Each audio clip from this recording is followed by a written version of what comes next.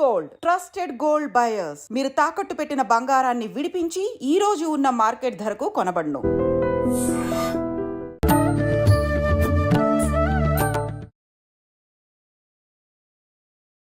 నమస్కారం, welcome to I dream. ధర్మ మార్గం విత్ విజిత కార్యక్రమానికి స్వాగతం.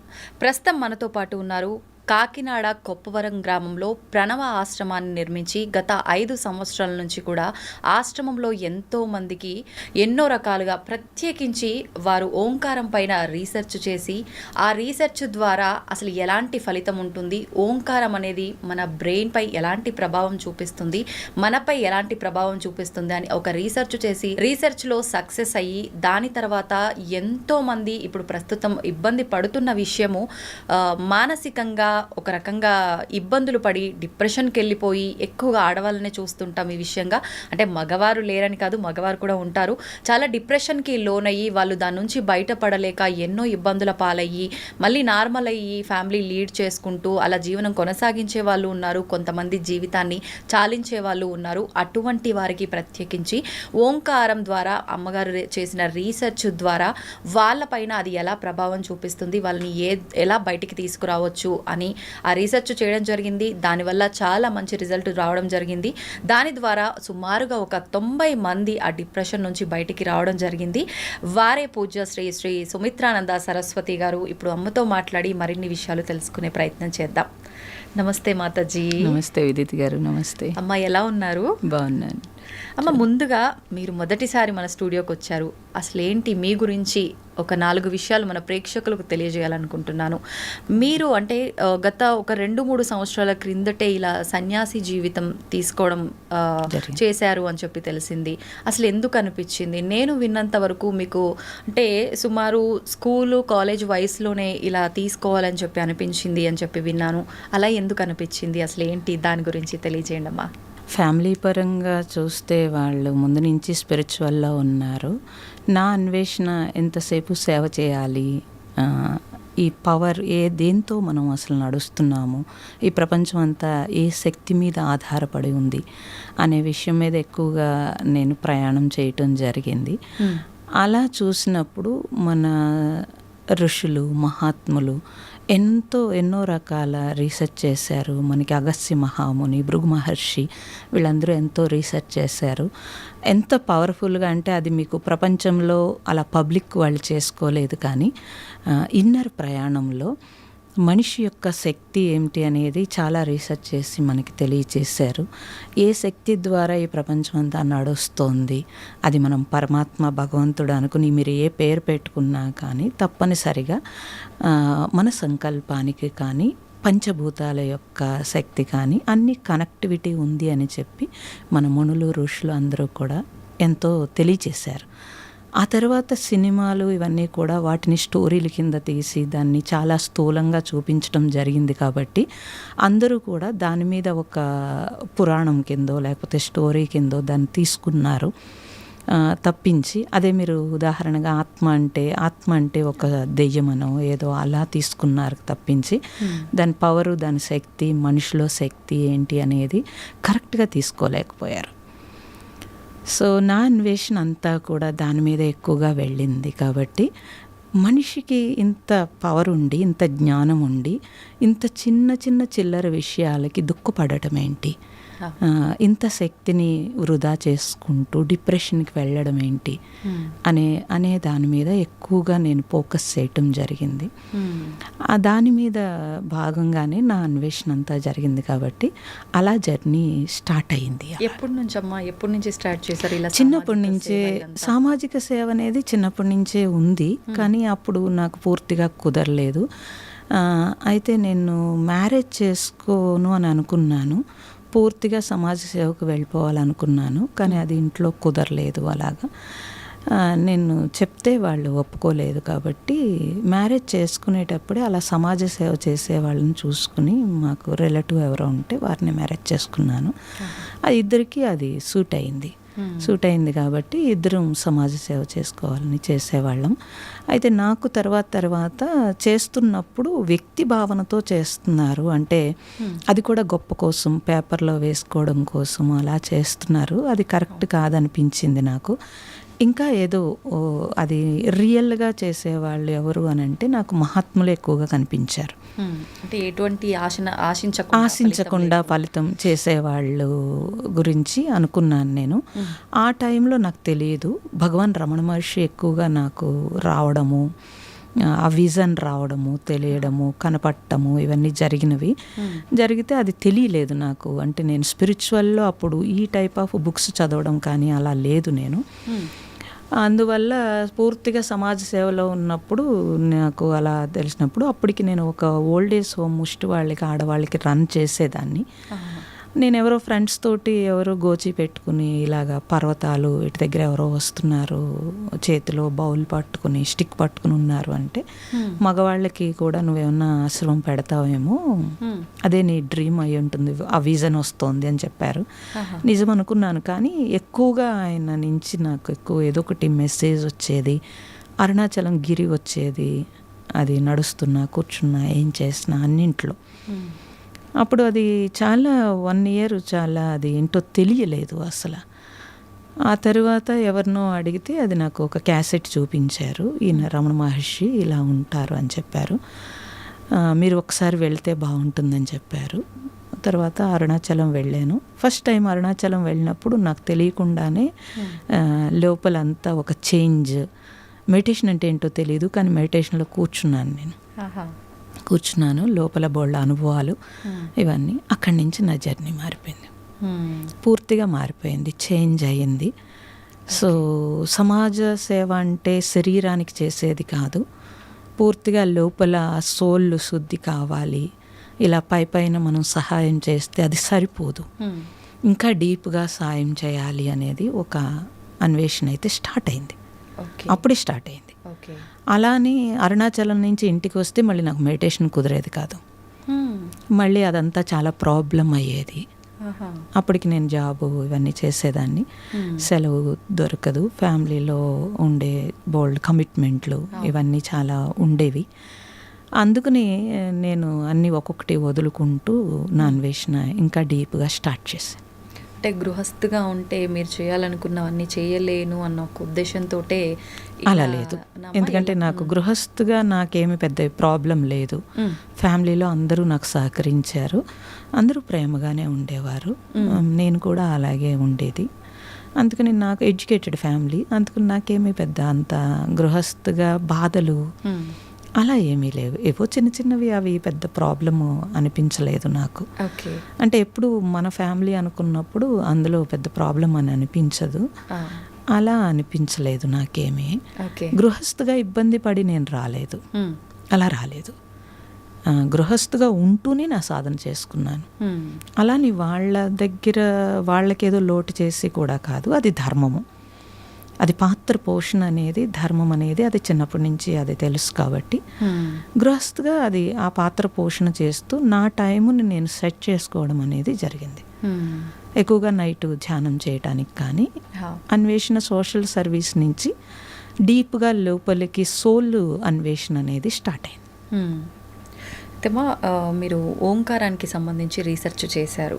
అసలు ఏంటి ఓంకారం అనేది, ఎలా ఉపయోగపడుతుంది, మనందరం ఎలా ఉపయోగించుకోవచ్చు? మీరు అన్నారు ఇది బ్రెయిన్ పైన ప్రభావం చూపిస్తుంది అని చెప్పి. ఎలా ప్రభావం చూపిస్తుంది, ఎలాంటి ప్రభావం చూపిస్తుంది? ఉన్నది ప్రణవం శబ్దం పరబ్రహ్మ స్వరూపం అని నేను రామతీర్థుడు పుస్తకంలో చదివాను. అప్పటికే నేను కొంచెం అన్వేషణ చేస్తున్నప్పుడు స్పిరిచువల్గా భగవాన్ రమణ మహర్షి అరుణాచలం వెళితేనే నాకు అక్కడ మెడిటేషన్ కుదిరేది, ఇక్కడ గృహస్థగా ఉండి అరుణాచలంలో ఉండడం కుదిరేది కాదు. అందుకని కొంచెము కాకినాడలో ఏదన్నా ఎక్కడైనా స్పిరిచువల్గా ఆధ్యాత్మికంగా ఎదగాలనుకున్నాను. అప్పుడు అన్వేషణ సంస్థలు, ఎన్నో రకాల సంస్థలకి అన్నింటికీ వెళ్ళాను. ఎక్కడికి వెళ్ళినా నాకు సంస్థల డెవలప్మెంట్ తప్పించి నిజమైన స్పిరిచువల్ నాకు నా అన్వేషణలో నాకు దొరకలేదు. చాలా విసిగిపోయాను నేను. సత్సంగంలో ఎవరిదైనా సత్సంగం చెప్తున్నప్పుడు కూర్చుంటే, సత్సంగం చెప్పేటప్పుడు ఉపన్యాసము ఒకలా ఉండేది, వాళ్ళ లైఫ్ ఒకలా ఉండేది. ఆ నిజాయితీ నాకు కనిపించలేదు. స్పిరిచువల్లో ఉండే నిజాయితీ నాకు కనిపించలేదు. అప్పుడు ఇంకా అలా కాదు, నాకు అది సూట్ అవ్వట్లేదు. కాబట్టి నాకు ప్రాక్టికల్ నాలెడ్జ్ కావాలి, నాకు థియరీ నాకు అంత నచ్చేది కాదు, ఎక్కువగా ప్రాక్టికల్ కావాలి. ఆ టైంలో ఎవరో నాకు గిఫ్ట్ కింద రామతీర్థుడి పుస్తకం ఇచ్చారు. అది నేను చూసినప్పుడు అందులో ఉన్నది ప్రణవము, శబ్దం పరబ్రహ్మ స్వరూపము, ఓంకారంతో ఈ ప్రపంచమంతా నడుస్తుంది అనేది ఉంది. అక్కడి నుంచి నా అన్వేషణ స్టార్ట్ అయింది. ఆ ఓంకారం మీద మొత్తం మొదలైంది. అది ఎలాగా శబ్దము ఎలా వస్తుంది, ఏమిటి, మన మాట లేకపోతే బయట పక్షులు, గాలి, నీరు అన్నింటి నుంచి ఆ శబ్దము ఎలా వస్తుంది అనేది అన్వేషణ స్టార్ట్ చేశాము. దాని మీద ఉపనిషత్తులు, మాండూక ఉపనిషత్తులో అన్నింటిలో ఓంకారం మీద ఉంటుంది. ఇదంతా మొత్తము స్టడీ చేయటం జరిగింది. అది ప్రాక్టికల్ అవ్వాలి. మళ్ళీ అవును, ప్రాక్టికల్గా నేను ఆ ఓంకారం నాకు తెలియదు కాబట్టి, ఎవరు గైడెన్స్ లేదు కాబట్టి ఉట్టినే ఓం ఓం అని పలకడమే అనుకున్నాను నేను. సో అలా పలుకుతూ ఉన్నా అదేం నాకు పట్టు దొరకలేదు. కాకపోతే కొంచెం మనస్సు ప్రశాంతంగా అనిపించేది అంతే. కానీ దాన్ని బట్టి కుదిరేది కాదు.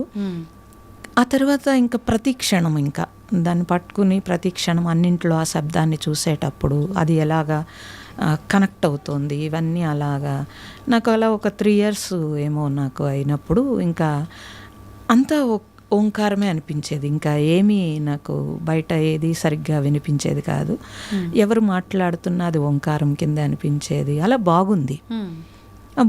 ఇలాగ నేను ఇంకేమీ ఎవరి దగ్గరికి వెళ్ళక్కర్లేదు, ఇలా బాగుంది అని. ఇంట్లో కూడా ఏ పని చేస్తున్నా అన్నింట్లో ఆ శబ్దాన్ని ఓంకారం కింద కనెక్ట్ చేసుకోవడం మొదలుపెట్టాను.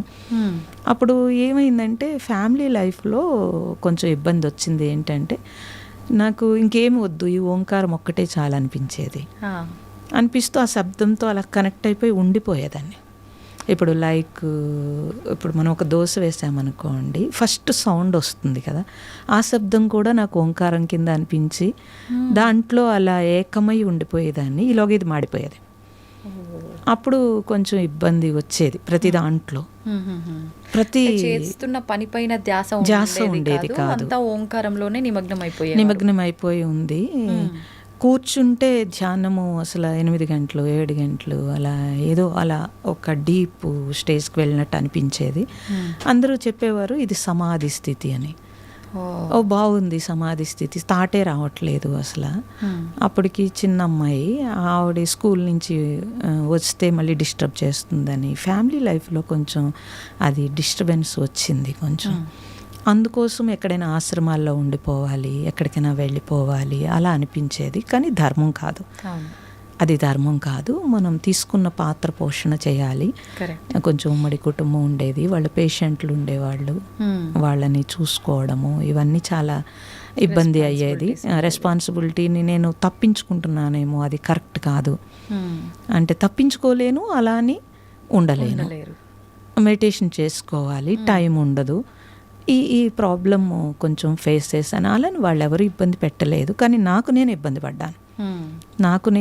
నన్ను ఎవరు రిస్ట్రిక్షన్ చేసి నువ్వు ఇది వద్దు అని నన్ను ఏమనలేదు, కానీ నాకు నేను ఇబ్బంది పడ్డాను. అంటే రెండు బ్యాలెన్స్ చెయ్యలేకపోవడం అనేది నేను ఇబ్బంది పడ్డాను. ఆ టైంలో నేను అరుణాచలం వెళ్ళిపోయి అక్కడ నేను కూర్చుని నేను రమణ మహర్షిని నాకు ఇదంతా విడుదల చేసే, నేను ఇక్కడే ఉండిపోతే బాగుండు అనిపించే స్థితి ఉండేది. ఎక్కువగా వెళ్ళిపోవడము ఇవన్నీ చేసేదాన్ని. ఆ టైంలో అక్కడ నేను మెడిటేషన్ హాల్లో మెడిటేషన్ చేసుకుంటున్నప్పుడు సుబ్రహ్మణ్య పోటీ గారని కేరళ వారు, నేను డిస్టర్బెన్స్ అవుతుందని బయటకు వచ్చేస్తుంటే నా వెంటపడి నాకు తెలియచేశారు, ఇలా కాదు సాధన, నువ్వు ఇంకా డీప్గా వెళ్ళొచ్చు, నేను చెప్తాను అంటే. వద్దు, నాకు అప్పటికే గురువులంటే నాకు నమ్మకం లేదు, వద్దు, నాకు ప్రాక్టికల్ నాలెడ్జ్, నాకు ఆల్రెడీ ఓంకారము నేను చేసుకుంటే నాకు వద్దు అంటే. కాదు, ఒక గురువు అవసరం అని చెప్పారు ఆయన. అంటే లేదు, ఆత్మే గురువు అని పుస్తకాలు చదివి ఆత్మే గురువు తప్పించి బాహ్య గురువు అవసరం లేదు అని నేను చెప్పాను. భగవాన్ అవసరం అండి, అవసరమని తర్వాత తెలుసుకున్నాను. నిన్ను నువ్వు తెలుసుకోమన్నాడు కాబట్టి నన్ను నేను తెలుసుకుంటున్నాను కాబట్టి నాకు అవసరం లేదని చెప్పాను. కాదని వారు వెంటపడి నాకు కాకినాడ వచ్చి చాలా వెంటపడ్డారు. వెంటపడి సరే నా దగ్గర కూర్చో నువ్వు, అప్పుడు చూద్దామన్నారు. వారి దగ్గర కూర్చుంటే అంతకుముందు 8 గంటలు 10 గంటలు చేసే నేను వారి దగ్గర ఒక్క నిమిషం కూడా కూర్చోలేకపోయాను. ఎందుకని? వాళ్ళ పవర్ అలా ఉంది, వాళ్ళ శక్తి అలా ఉంది. సో ఎప్పుడు కూడా మనము చాలా గ్రేట్ అనుకుంటాము, మనకంటే గ్రేట్ పర్సన్ కనిపించినప్పుడే తెలుస్తుంది మనం ఎక్కడ ఉన్నాము అనేది. అంటే మీరు అంతంతసేపు ఓంకార నామం చేసి కూడా తర్వాత ఒక స్థితికి వచ్చిన తర్వాత కూడా నేను నిల్చోలేకపోయారు. నిల్చోలేకపోయాను. వాళ్ళంతా యోగ విద్యలు. మా నాన్నగారు కూడా యోగ విద్య ఉంది, కానీ అప్పుడు వాళ్ళు చెప్పినా నేను వినలేదు. సో వీరిని చూసిన తర్వాత నాకు అర్థమైంది, సో ఇది కాదు, అయితే ఏదో ఉంది అని తెలిసి వారి దగ్గర నేను ఇనిషియేషన్ తీసుకోవడము అన్నీ జరిగినవి. అక్కడి నుంచి ప్రాక్టీస్, రోజుకి 6 hours ప్రాక్టీస్, ఆహారం లేకుండా చేయాల్సి ఉండింది. గృహం దాటకుండా, ఆహారం లేకుండా ఇవన్నీ చేస్తున్నా. లేదు నేను గృహంలో ఉన్నాను కాబట్టి నైట్ ఫ్రూట్స్ ఏదైనా తీసుకోవచ్చు, కానీ రోజంతా అసలు ఇంకా ఆహారం తీసుకోవడానికి కంప్లీట్. అవన్నీ చాలా నియమాలతో కూడుకున్న యోగ విద్యలు. అంటే ఎవరైనా ఇలానే చేయాల్సి ఉంటుంది? అలా ఏమి లేదు. అలా మీరుగా పెట్టుకున్నదా? వాళ్ళు ఇచ్చింది. ఓకే, వాళ్ళు ఇచ్చింది. అంటే అలా చేస్తే ఫలిస్తుందా? లేదు. లోపల పట్టు సాధించాలి అని అంటే ఇంద్రియ నిగ్రహం కావాలి ముందు. యోగ విద్యలో ఎప్పుడు కూడా యోగం అంటే కలయిక కాబట్టి దేంతో మనం కలుస్తున్నామో అప్పుడు మన ఇంద్రియాలు ఎనర్జీ బయటికి వెళ్లకుండా ఒకే దాని మీద ఫోకస్ చేయాలి. అదే ఓంకారము. నేను బాహ్యం చేశాను, ఆంతరం చేసేటప్పుడు ఆ కనెక్షన్ కావాలి.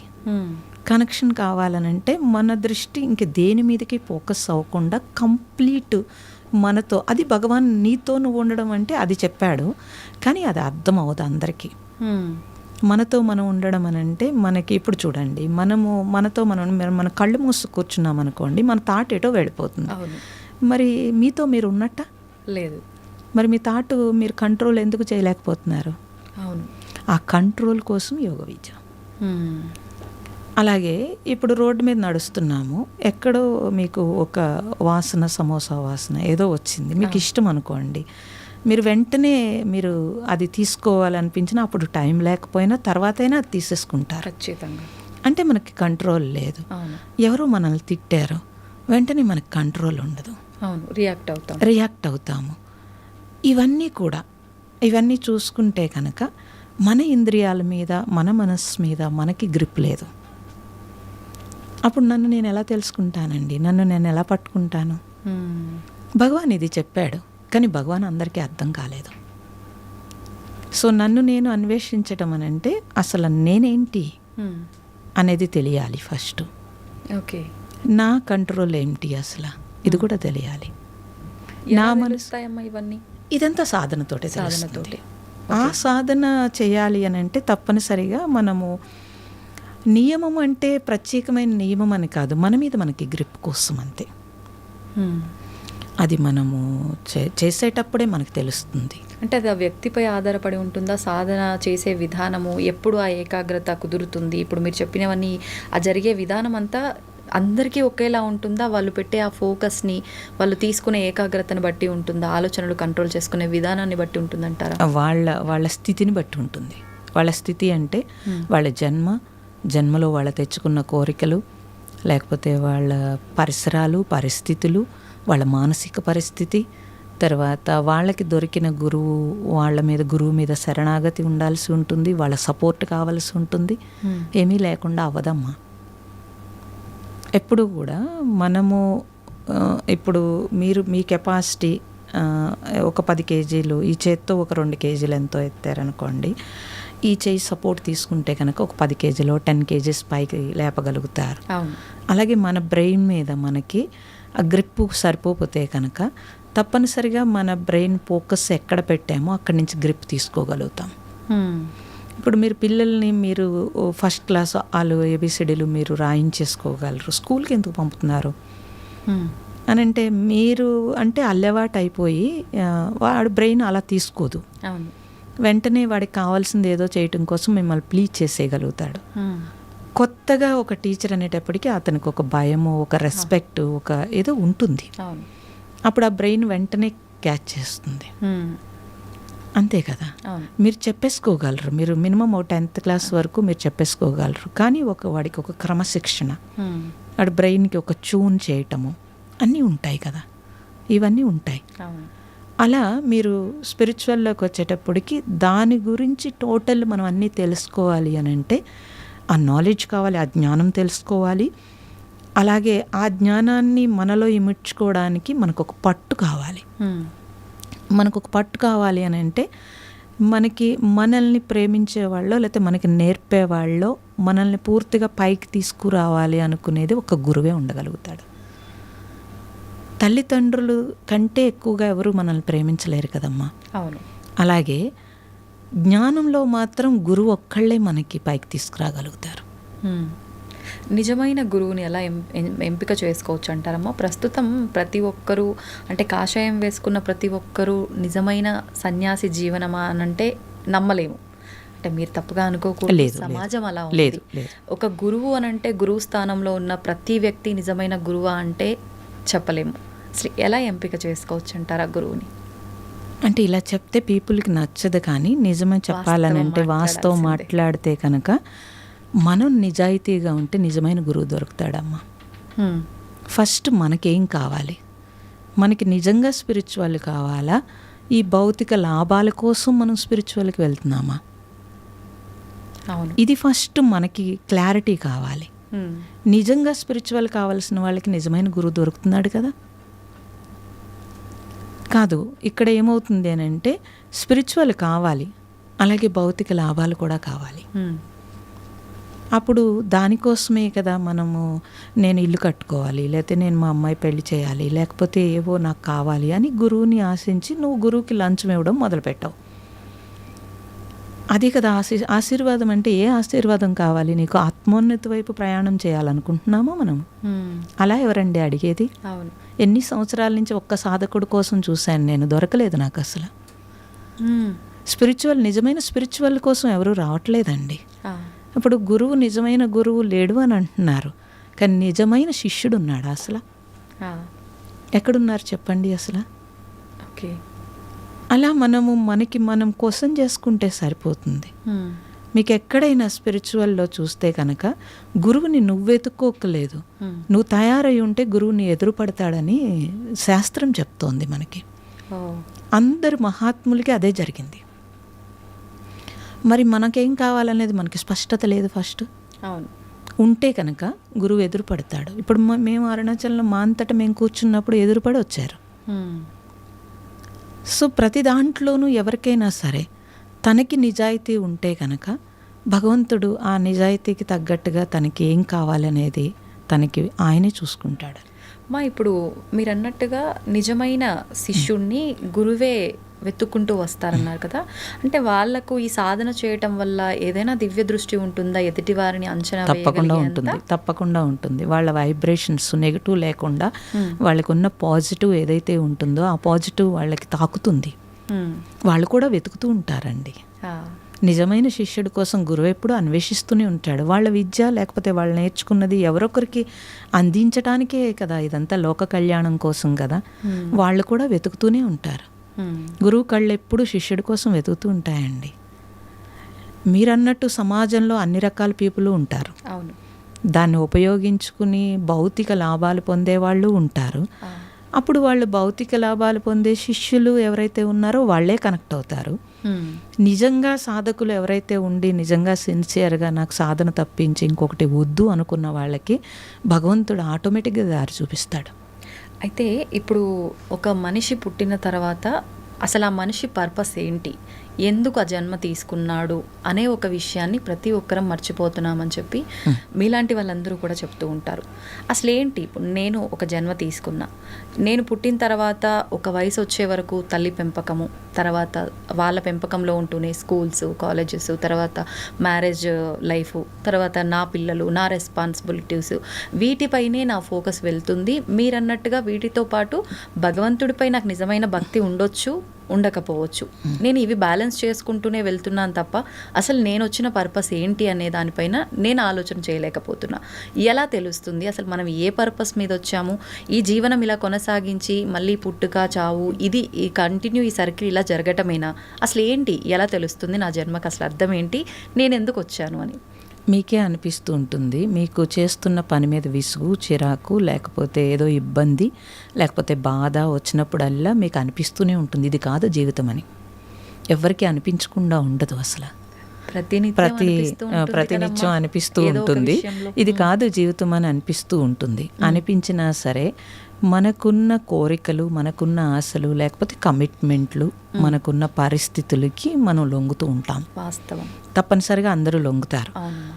అందుకు ఎవరైనా సరే అసలు వచ్చింది ఎందుకు అనేది అందరూ అన్వేషించినా అన్వేషించకపోయినా మరణం తెలియచేస్తోంది. ఇక్కడి నుంచి ఏమీ తీసుకువెళ్ళట్లేదు, అన్నీ వదిలేసి వెళ్ళిపోతామని తెలియచేస్తోంది. తర్వాత మనం ఏ పని అయితే చేసామో ఆ పని నుంచి మనకి ఎప్పుడైనా సరే రిజెక్షన్ కానీ, తిట్లు కానీ, లేకపోతే ఇబ్బందులు కానీ వచ్చినప్పుడు మనకి విసుగొస్తుంది.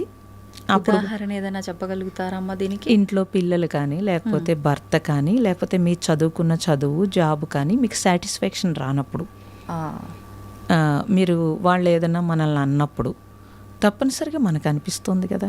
అవును, అనిపిస్తుంది.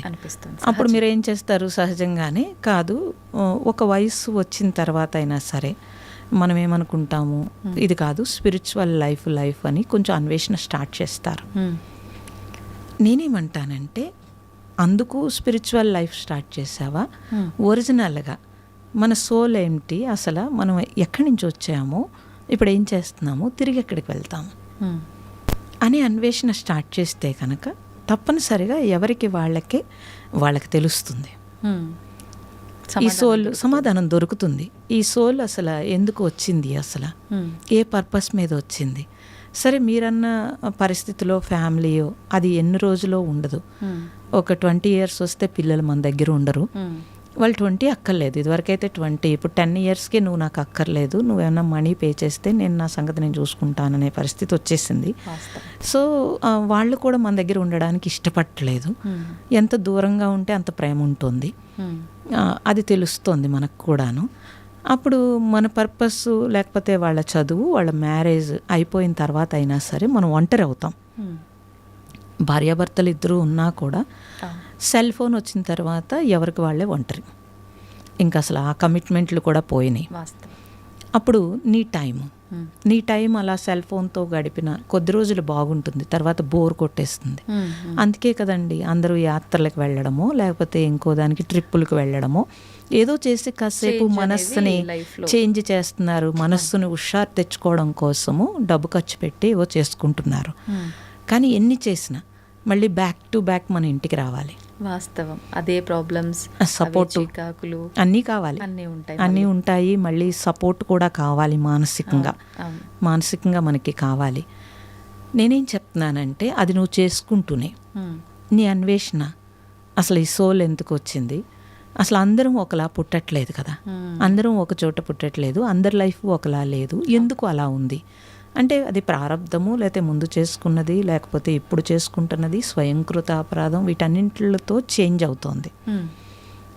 మన థాట్లో కూడా మనకి చేంజ్ అవుతోంది. ఇవన్నీ చూసినప్పుడు మనం మారాలని తెలుస్తోంది. మారాలి, మనకి మనం ఎలా మారాలి, ఎలా మన జీవితాన్ని నడపాలి అనేది మనకి తెలుస్తుంది. అందుకే అన్వేషిస్తున్నారు మనుషులందరూ. దాన్ని కాలక్షేపం చేస్తున్నారు తప్పించి ఆ కాలాన్ని. ఎవరైనా సరే నిజంగా మీరు ఒక చదువు మీద పెడితే దాన్ని సక్సెస్ అవుతున్నారు, ఒక జాబ్ మీద పెడితే సక్సెస్ అవుతున్నారు, పిల్లల మీద పెడితే పిల్లలు సక్సెస్ అవుతున్నారు. అప్పుడు మీ మీద మీరు ఎందుకు పెట్టుకోవట్లేదు అంటాను నేను. మిగతా టైం అంతా ఫ్యామిలీకి ఇచ్చేసినా మీకంటూ ఎంతో కొంత టైం ఉంటుంది కదా, ఆ టైం మీ మీద మీరు ఫోకస్ పెట్టుకున్నప్పుడు ఆటోమేటిక్గా మీరు వెళ్తారు. మేము గృహంలో ఉండే కదమ్మా అన్వేషించింది, గృహంలో ఉండే అన్నీ చేసుకున్నాం కదా. మన మీద మనం కొద్దిగానైనా టైం తీసుకోవాల్సి ఉంటుంది.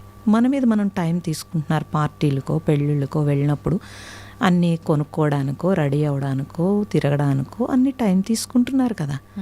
అవన్నీ టెంపరరీ చేస్తున్నారు. అసలు మనము మానవ జన్మ ఇంత ఉత్తమమైన జన్మ అని తెలుసు కదా అంతాను. మిగతా ఏ ప్రాణికి లేని అవకాశం మనకుంది కదా. అప్పుడు మన మీద మనం టైం ఎందుకు పెట్టుకోవట్లేదు? అలా మీరు పెట్టుకున్నప్పుడు మీ గురించి మీరు కొద్దిగా శ్రద్ధ తీసుకుంటారు. అట్లీస్ట్ పోనీ స్పిరిచువల్ వదిలేయండి, మీ హెల్త్ గురించైనా మీరు ఎందుకు కేర్ తీసుకోవట్లేదు? అది మళ్ళీ రేపొద్దుట మనల్ని సఫర్ చేస్తుంది, మనతో పాటుగా మన ఫ్యామిలీని సఫర్ చేస్తుంది. మన పిల్లలైనా మనం అమ్మ నాన్నకి ఒంట్లో బాగాలేదంటే వాళ్ళు ఎక్కడ ఉన్నా సఫర్ అవుతారు. అందరికీ తెలుసు కదమ్మా, ఎవ్వరూ కూడా హ్యాపీగా చనిపోవాలని ఉంటుంది, అంతేకాని సఫర్ అవుతూ చనిపోవాలని ఉండదు. అట్లీస్ట్ జీవించున్నంత వరకైనా మన హెల్త్ లేకపోతే మన మైండ్ అన్నీ మన కంట్రోల్లో ఉండేటట్టయినా మనం చేసుకోవడమే నిజమైన ఆధ్యాత్మికత. అంతేకాని స్పిరిచువల్ అంటే అది వేరు కాదు. జీవితం వేరు, ఆధ్యాత్మికత వేరు అనుకోవడం పెద్ద తప్పు. ఈ జీవితమే ఆధ్యాత్మికత. ఇప్పుడు మీరు చెప్పిన దాన్ని బట్టి నాకు అనిపించింది ఇందాక, అంటే ప్రశాంతత కోసం ఎటైనా వెళ్ళాలి అనుకోవడం వాస్తవం. ప్రతి ఒక్కరికి ఏదో ఒక సమయంలో అనిపిస్తూ ఉంటుంది. కొంతమంది ఫ్యామిలీతో టైం స్పెండ్ చేయాలని ప్లాన్ చేస్తే, కొంతమంది ప్రశాంతత కోసం అని చెప్పి ఇలాంటి ట్రిప్స్ అని, వెకేషన్స్ అని ఇలాంటివన్నీ ప్లాన్ చేస్తుంటారు. అది డివోషనల్ సైడ్ వెళ్ళినా సరే, వేరే ప్లేసెస్ వెళ్ళినా సరే. నిజంగా మీరు చెప్పినట్టుగా ఇది చాలా సందర్భాల్లో వ్యక్తిగతంగా నేను కూడా అంటే ఎక్స్పీరియన్స్ చేసిన విషయమే ప్రతి ఒక్కరు ఎక్స్పీరియన్స్ చేస్తారు. ఎక్కడికి వెళ్ళినా వెళ్ళిన 2 రోజులు 3 రోజులు 4 రోజులు తిరిగి మళ్ళీ మనం బ్యాక్ టు హోమ్ వచ్చాము అని అంటే సేమ్ అన్నీ రిపీట్. మహా అయితే అక్కడ ప్రశాంతత అంతా ఒక్కరోజు ఉంటుందేమో, తర్వాత ఇదే రెస్పాన్సిబిలిటీసు ఇదంతా ఉంటుంది. ఇదంతా లేకుండా ఉండాలి అంటే ఇప్పుడు మీరు చెప్పినట్టుగా నిజమైన ఆధ్యాత్మికత అంటే ఏ కోరికలు లేకుండా ఒక స్థితికి వెళ్ళాలి అంటారు కదా. అంటే భగవంతుడికి సేవ చేసుకోవడము, మనని మనం తెలుసుకోవడము అన్నారు. అది చేస్తేనే ఈ యొక్క ఆలోచన అనేది కంప్లీట్గా మనం ఆత్మానందం పొందటానికి కారణం అవుతుందా? అంటే కోరిక లేకపోవడం అనేది ఎలా కుదురుతుందండి? అన్నీ కోరికలే కదా, సహజం కదా, సహజం అది. ఇప్పుడు మీరు ప్రశాంతంగా ఉండడం అనేది కూడా కోరికే కదా. అవును. కానీ ప్రశాంతత మీలో కావాలా, బయట కావాలా? ఇది ఫస్ట్ తెలియాలి. మీలోనే కావాలి అని అంటే కనుక ఇప్పుడు మీరు ఎక్కడికో ట్రిప్కి వెళ్ళారు, అక్కడ ప్రశాంతంగా ఉంది అని మీరు అంటున్నారు. ఎందుకు ఉంది అక్కడ? ఇది మీరు గమనించాల్సిన విషయం. అది ట్రిప్లో ఉందా, లేకపోతే మహాత్ములు నడయాడిన ప్లేసులకి వెళితే వచ్చిందా? ఇది మనం స్థల ప్రభావమా? ఇది మనం గమనిస్తే కనుక ఏది చేసినా సరే ఫస్ట్ మీరు తెలుసుకోవాల్సింది ఏంటంటే, ఫస్ట్ మీరు ట్రిప్కి వెళ్ళేటప్పుడు మీ ఇల్లు, మీకుండేవి అన్ని కమిట్మెంట్లు అన్నీ ఫస్ట్ పక్కన పెట్టారు. అందుకు ప్రశాంతత వచ్చిందా, లేకపోతే ప్లేస్లో ప్రశాంతత వచ్చిందా? ఇది మీరు గమనించాల్సిన విషయం. అయితే ఫస్ట్ మనము నేనైతే చాలామందిని చూశాను, ఇంట్లో వంట లేదు, పిల్లలు క్యారేజీలు లేవు, హడావుడు లేదు, అందుకు కొంత ప్రశాంతత వచ్చింది. ఓకే, మళ్ళీ బ్యాక్ టు బ్యాక్ వచ్చేటప్పటికి మళ్ళీ రొటీన్ అయ్యింది కదా. అంటే ఆ పని మనకి ఇష్టం లేదు, అంటే అది ప్రేమ లేదు దాని మీద, పాత్ర పోషణ లేదు, తప్పదు అని చేస్తున్నాం, పాత్ర పోషణ లేదు. పాత్ర పోషణ ఉంటే కనుక మన పూర్వీకులమ్మ, మీరు పూర్వీకులను చూసుకోండి, మీ అమ్మమ్మ గారినో లేకపోతే అమ్మగారినో చూసుకోండి, వాళ్ళెవ్వరూ కూడా వాళ్ళ ధర్మం తప్పలేదు. వాళ్ళ పాత్ర పోషణే వాళ్ళ జీవితం అనుకున్నారు. అసలు వచ్చిందే అందుకు, ఇక్కడికి వచ్చిందే మన సోల్ ఏంటంటే మనం ఇక్కడున్న రుణాలను తీర్చుకోవడానికి అసలే కదా. రుణానుబంధ రూపేణ పశుపత్ని సుతాలయ అన్నారు. సో అన్ని రుణాలతోటి ఇంత బ్యాగేజ్తో వచ్చాం.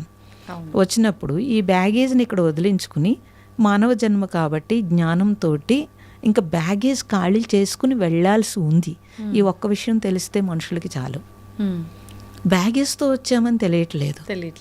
ఈ బ్యాగేజ్ని మోస్తూ ఇంకొంచెం బ్యాగేజ్ని తెచ్చుకుంటున్నారు, మూట కట్టుకుంటున్నారు. ఎలాగూ చేస్తున్నారు పని, ఎలాగూ పిల్లల్ని పెంచటము అన్నీ ఎలాగూ చేస్తున్నారు, కానీ అది ధర్మంగా చేయట్లేదు, సక్రమంగా చేయట్లేదు.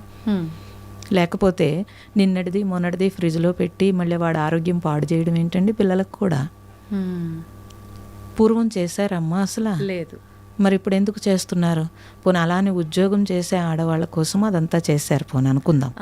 ఉద్యోగం లేని వాళ్ళు ఏం చేస్తున్నారు అసలు? గృహంలో చాలా పని ఉంటుంది, నేను కాదన్ను, గృహంలో చాలా పని ఉంటుంది, కానీ ఆ పనిని పర్ఫెక్ట్గా చేసుకుంటే కనుక చాలా ఈజీగా ఉంటుంది. చాలా స్పీడ్గా మీరు మార్నింగ్ బయలుదేరి వచ్చేయాలి అని అంటే కనుక మీరు ఏదైనా కొంచెం ముందు రోజు తయారు చేసి పెట్టుకోవడం తప్పని నేను చెప్పట్లేదు.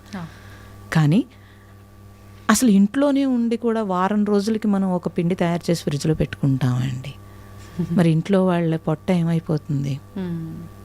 అది అసలు ఎవరు ఆలోచించరు. ఆలోచించారు. అప్పుడు ఎలా ధర్మం పాటించాం? సో 10 మంది పిల్లలుండి 15 మంది పిల్లలుండి ఇన్ని ఫెసిలిటీస్ లేనప్పుడు వాళ్ళు ఎవరు అలా బద్దకించలేదు. అవును. ఎవరికి ఏ టైంకి ఏం కావాలో వాళ్ళు పరుగు పెట్టి చేశారు, ప్రేమతో చేశారు. ఇప్పుడు ఉన్నట్టు అడ్వాన్స్ ఏది టెక్నాలజీ కూడా లేదు. ప్రతిదీ వాళ్ళ స్వహస్తాలతో చేసుకున్నారు, ఆరోగ్యంగా ఉన్నారు, ఆనందంగా జీవించారు. కుటుంబం అంటే అందరూ ఒక ప్రేమతోటి ఒక యూనిటీతో ఉన్నారు. ఇప్పుడు ఉన్నారా చెప్పండి? లేదు. కానీ అది ఎక్కడి నుంచి పోయింది? అప్పటి కాలంలో మీరన్నట్టుగా ఏదైతే ఈ స్త్రీలు వాళ్ళ ధర్మాన్ని వాళ్ళు కరెక్ట్గా నిర్వర్తించారో, మగవారు ఒక్కరే అప్పట్లో అంటే వ్యవసాయం చేసిన సంపాదన అనేది వారొక్కరిపైనే ఉండేది. వాళ్ళ కర్తవ్యం వాళ్ళు కరెక్ట్గా నిర్వర్తిస్తే వీళ్ళ కర్తవ్యం వీళ్ళు కరెక్ట్గా నిర్వర్తించారు. కానీ ఇప్పుడున్న విధానం అంతా కూడా పరిస్థితుల రీత్యా అనుకోవచ్చు, ఇంకా ఏదైనా అనుకోవచ్చు, అన్నీ మారుతూ వచ్చాయి కదమ్మా. అప్పుడు ఇది బ్యాలెన్స్ చేయడం కష్టం అవుతుంది కదా. తప్పు కాదు. ఇప్పుడు సంపాదన ఇద్దరు సంపాదించకపోతే కనుక జీవితం గడవదు, కాబట్టి తప్పు కాదు. కానీ నేను చూస్తున్న ఫ్యామిలీస్లో కూడా ఇద్దరు జాబ్ చేస్తూ, ఈవెన్ అమెరికాలో నేను ఇప్పుడు క్లాసెస్ వేదిక్ యూనివర్సిటీ ఓంకారము మీద రీసెర్చ్ చేసే వాళ్ళకి అవి కూడా చెప్తాను. ఎవ్రీ ఇయర్ అమెరికా వెళ్తానండి. అక్కడ కూడా చూస్తున్నాను సైంటిస్టులు పెద్ద పెద్ద వాళ్ళు కూడా వాళ్ళు హోమ్ ఫుడ్ తయారు చేసుకుంటారు. అస్సలు టైం లేకపోయినా రెడీమేడ్ ప్యాక్డ్ ఫుడ్ తీసుకోరు అసలు. ఈవెన్ బ్రెడ్ కూడా తయారు చేసుకుంటారు. ఎలా చేసుకుంటున్నారు వాళ్ళు? అంటే వాళ్ళ ప్లానింగ్లోనే ఉందండి. లైఫ్ ప్లానింగ్లోనే ఉంది. ఇప్పుడు మేము కూడా ఎన్నో సోషల్ సర్వీస్ చేసినా ఎంత చేసినా ఇప్పుడు కూడా ఆశ్రమంలో ఆర్గానిక్ పండిస్తాము, పొయ్యి మీద వండుతాము. నాకు ఇప్పటికీ రోజు చెప్తారు, అమ్మ ఇది ఒక్కటే కదా గ్యాస్ మీద పెట్టేద్దామా అని అడుగుతారు. నో, వద్దు, కట్టెల పొయ్యి మీదే చేయండి. సన్ రైజ్ పడుతూ ఉంటే అది మనం తినేటప్పుడు అది మీకు హెల్దీ ఫుడ్. నెమ్మదిగా అలవాటు పడతారు. టైం సరిపోదు అంటారు, మీరు చేస్తుంటే టైం సరిపోతుంది. ఇప్పుడు మేమే పండించుకుంటాము, మేమే వండుతాము, మేమే ఆశ్రమం చూసుకుంటాము, క్లాసెస్ చెప్తాము, అన్నీ చూస్తాము. ఎలా టైం సరిపోతుంది అంటే అక్కడ ఇప్పుడు మేనేజ్ చేసుకోవడం అంటాము. మనము టైము మేనేజ్ చేసుకోవడం చేత కానప్పుడు ఇవన్నీ వస్తాయండి. తప్పనిసరిగా చాలామంది జాబ్ చేస్తూ కూడా చాలా హెల్దీ ఫుడ్ తీసుకుంటారు, చాలా హెల్దీ లైఫ్ ఫుడ్ లీడ్ చేస్తారు, టైం పిల్లలకి ఇవ్వగలుగుతారు. టైం లేదు అనేవాళ్ళు నేనేం చెప్తానంటే 24 hours భగవంతుడు ఇచ్చింది అందరికీ. ప్రైమ్ మినిస్టర్ గారికి కూడా అదే 24 hours కదండి. మరి అందరూ చేస్తున్నారు కదా. అంటే మనం ఎలా ఉపయోగించుకుంటున్నాం అనే నాలెడ్జ్ ఉండాలి మీకు. అనే నాలెడ్జ్ ఉన్నప్పుడు ఇప్పుడు తెలుస్తుంది. ఆ టైం మేనేజ్ చేయటం అనేది తప్పనిసరిగా మనకు తెలియాలమ్మా. తర్వాత నేనేమంటానంటే ప్రేమ ఉంటే అన్నీ పక్కకి వెళ్తాయి. ప్రేమ లేనప్పుడు అన్నీ విసుగు, చిరాకు, కోపము, నేను చేయాలా అనేది అన్నీ వస్తాయి కదా. ఇద్దరు జాబ్ చేస్తూ భార్యాభర్తలు ఇద్దరు చక్కగా లీడ్ చేసుకోగలుగుతారు లైఫ్ని. ఇద్దరు జాబ్ చేస్తూ ఒకరినొకరు కొట్టుకుంటూ ఇంట్లో గజిబిజి చేసుకుంటారు చాలామంది. ఇది చూస్తే అది మనం మేనేజ్ చేసుకోవడంలోనే ఉంటుంది ఏదైనా సరే. నాకు కూడా చాలామంది ఒకే క్వశ్చన్ అడుగుతారు, సాధన చేయడానికి టైం లేదమ్మా, టైం ఎలా కుదురుతుంది అని అంటారు. మరి 24 hours మీ టైంని ఎలా మేనేజ్ చేస్తున్నారు అని అడుగుతాను. అప్పుడు చూస్తే 4 గంటలు 5 గంటలు వాళ్ళకి టైం వస్తుంది. అప్పుడు ఎక్కడి నుంచి వచ్చింది ఇదంతా? ఒక ప్లాన్ ఉండాలి. ఒక ప్లాన్ ఉంటేనే కానీ అవ్వదు అసలను. పిల్లల్ని మీరు తీసుకోండి. కొంతమంది పిల్లలు వాళ్ళు చదివేసుకుంటారు, సినిమాలు చూస్తారు, ఆడేసుకుంటారు, అన్నీ చేయగలుగుతారు. కొంతమంది పిల్లలు చూస్తే మాకు అసలు టైం లేదు, ఇదే టైం సరిపోవట్లేదు అంటారు, స్ట్రెస్ ఫీల్ అవుతూ ఉంటారు. అంటే దాన్ని మేనేజ్ చేసుకునేది పేరెంట్స్ కరెక్ట్గా చేస్తే పిల్లలు కూడా కరెక్ట్గానే చేస్తారు. మనం పిల్లల్ని పెంచాలనుకుంటున్నాము, కానీ వాళ్ళు ప్రాక్టికల్గా పెరగాలి అని అంటే వాళ్ళు చూసి పెరుగుతారు. పేరెంట్స్ సక్రమంగా ఉంటే తప్పనిసరిగా పిల్లలు చూసి పెరుగుతారు. సో తప్పనిసరిగా మన పెద్దవాళ్ళు చూడండి అమ్మ, వాళ్ళు దేనికి వాల్యూ ఇవ్వాలో దానికే వాల్యూ ఇచ్చారు కాబట్టి వాళ్ళ దగ్గర టైం ఉంది. అప్పుడు మనం అది ఇవ్వట్లేదు. దేనికి ఇంపార్టెన్స్ ఇవ్వాలి అది ఇవ్వట్లేదు మనం. అందువల్ల మన దగ్గర టైం లేదంటున్నాను నేను. జాబు తప్పనిసరిగా అవసరము. జాబ్ అవసరం లేదని ఎవరు చెప్పరు అసలు. కానీ మీరు జాబ్ చేస్తున్నప్పుడు మీకు కాన్ఫిడెన్స్ ఉంటుంది, మీ అచీవ్మెంట్ ఉంటుంది, అన్నీ ఉంటుంది. ఇంకా బాగా మేనేజ్ చేసుకోగలుగుతారు. అంటే మీ బ్రెయిన్ కూడా ఇంకా షార్ప్ అవుతుంది. అన్నింటిలో షార్ప్ అవుతుంది. ప్రతి దాంట్లోనూ మీరు మీ కాన్ఫిడెన్స్ లెవెల్స్ పెరుగుతూ ఉంటాయి. అప్పుడు అంటే ఇంట్రెస్ట్ లేక, ఇప్పుడు జాబ్లో మీరు తప్పనిసరిగా మీరు ఆఫీస్లో ఎన్ని రకాలు అందరికంటే ఉన్నతంగా ఎదగడానికి ఎన్నో రకాలు ట్రై చేసుకుంటున్నారు కదా. సో ఫ్యామిలీలో ఆ ఇంట్రెస్ట్ చూపిస్తే కనుక ఫ్యామిలీ లైఫ్ చాలా బాగుంటుంది. మనల్ని కేర్ చేసేది, లవ్ చేసేది ఒక్క ఫ్యామిలీయే కదా. అది మనకి బూస్టింగ్ అవుతుంది, తప్పనిసరిగా ఇంకొంచెము ఎంకరేజ్ అవుతుంది. అయితే అందరికీ ఇంట్లో సహకరించకపోయే వాళ్ళు ఉండవచ్చు గాక, నేను ఉంటారని నేను అన్ను. కానీ నేనేమంటానంటే ఒక మ్యారేజ్లో ఎప్పుడూ కూడా పాజిటివ్ ఎన్ని ఉంటాయి, నెగిటివ్ అన్నీ ఉంటాయి. మనం రెండు తీసుకోగలిగితేనే లైఫ్ సరిగ్గా వెళుతుంది. నాకు పాజిటివ్ ఒకటే కావాలి, నాకు నెగిటివ్ వద్దంటే ఘర్షణ వస్తుంది. అది ప్రాబ్లం. యాక్సెప్ట్ చేయగలగాలి. ఆ యాక్సెప్ట్ చేయడానికి స్పిరిచువల్ ఉపయోగపడుతుంది. మా స్పిరిచువల్ అంటే ఇప్పుడు ఒక్కొక్కరు ఒక్కో రకంగా, అంటే భగవంతుణ్ణి పూజించే విధానం కానివ్వండి, ధ్యానించే విధానం కానివ్వండి, ప్రతి ఒక్కటి కూడా నవవిధ భక్తి మార్గాలు అని చెప్పి మనం అది నామం తలుచుకుంటున్నామా, ఎవరైనా చెప్తే వింటున్నామా, మన నోటి ద్వారా ఎవరికైనా చెప్తున్నామా, లేదు అంటే భగవంతుడి ముందు కూర్చొని మనం పూజ చేస్తున్నామా, ఇలా రకరకాలుగా ఎవరికి తోచింది వాళ్ళు. ఇదంతా నేనేం చేయను, కూర్చొని ఒక నామము లేదు, ఏది లేదు, నా పాటికి నేను సైలెంట్గా అలా నమస్కారం చేసుకొని కూర్చుంటా అనంటే అలా చేసుకున్నా కూడా అది సాధన కిందే వస్తుందా? మీరన్నట్టుగా ఒక స్థితికి వెళ్ళే అవకాశం ఉంటుందా? లేదు అనంటే ఏదో ఒక నామాన్ని, ఇప్పుడు మీరు చెప్పినట్టుగా ఓం అనే దాన్ని మీరు తీసుకున్నారు, ప్రణవాన్ని, అలా ఏదైనా ఖచ్చితంగా భగవంతుడి నామాన్ని కానీ ఏదైనా మంత్రాన్ని కానీ తీసుకోవాల్సి ఉంటుందంటారా? మీ మానసిక పరిస్థితిని బట్టి ఉంటుందమ్మా. మీరే అన్వేషించుకోవాలి మీకు ఏది సూట్ అవుతుంది.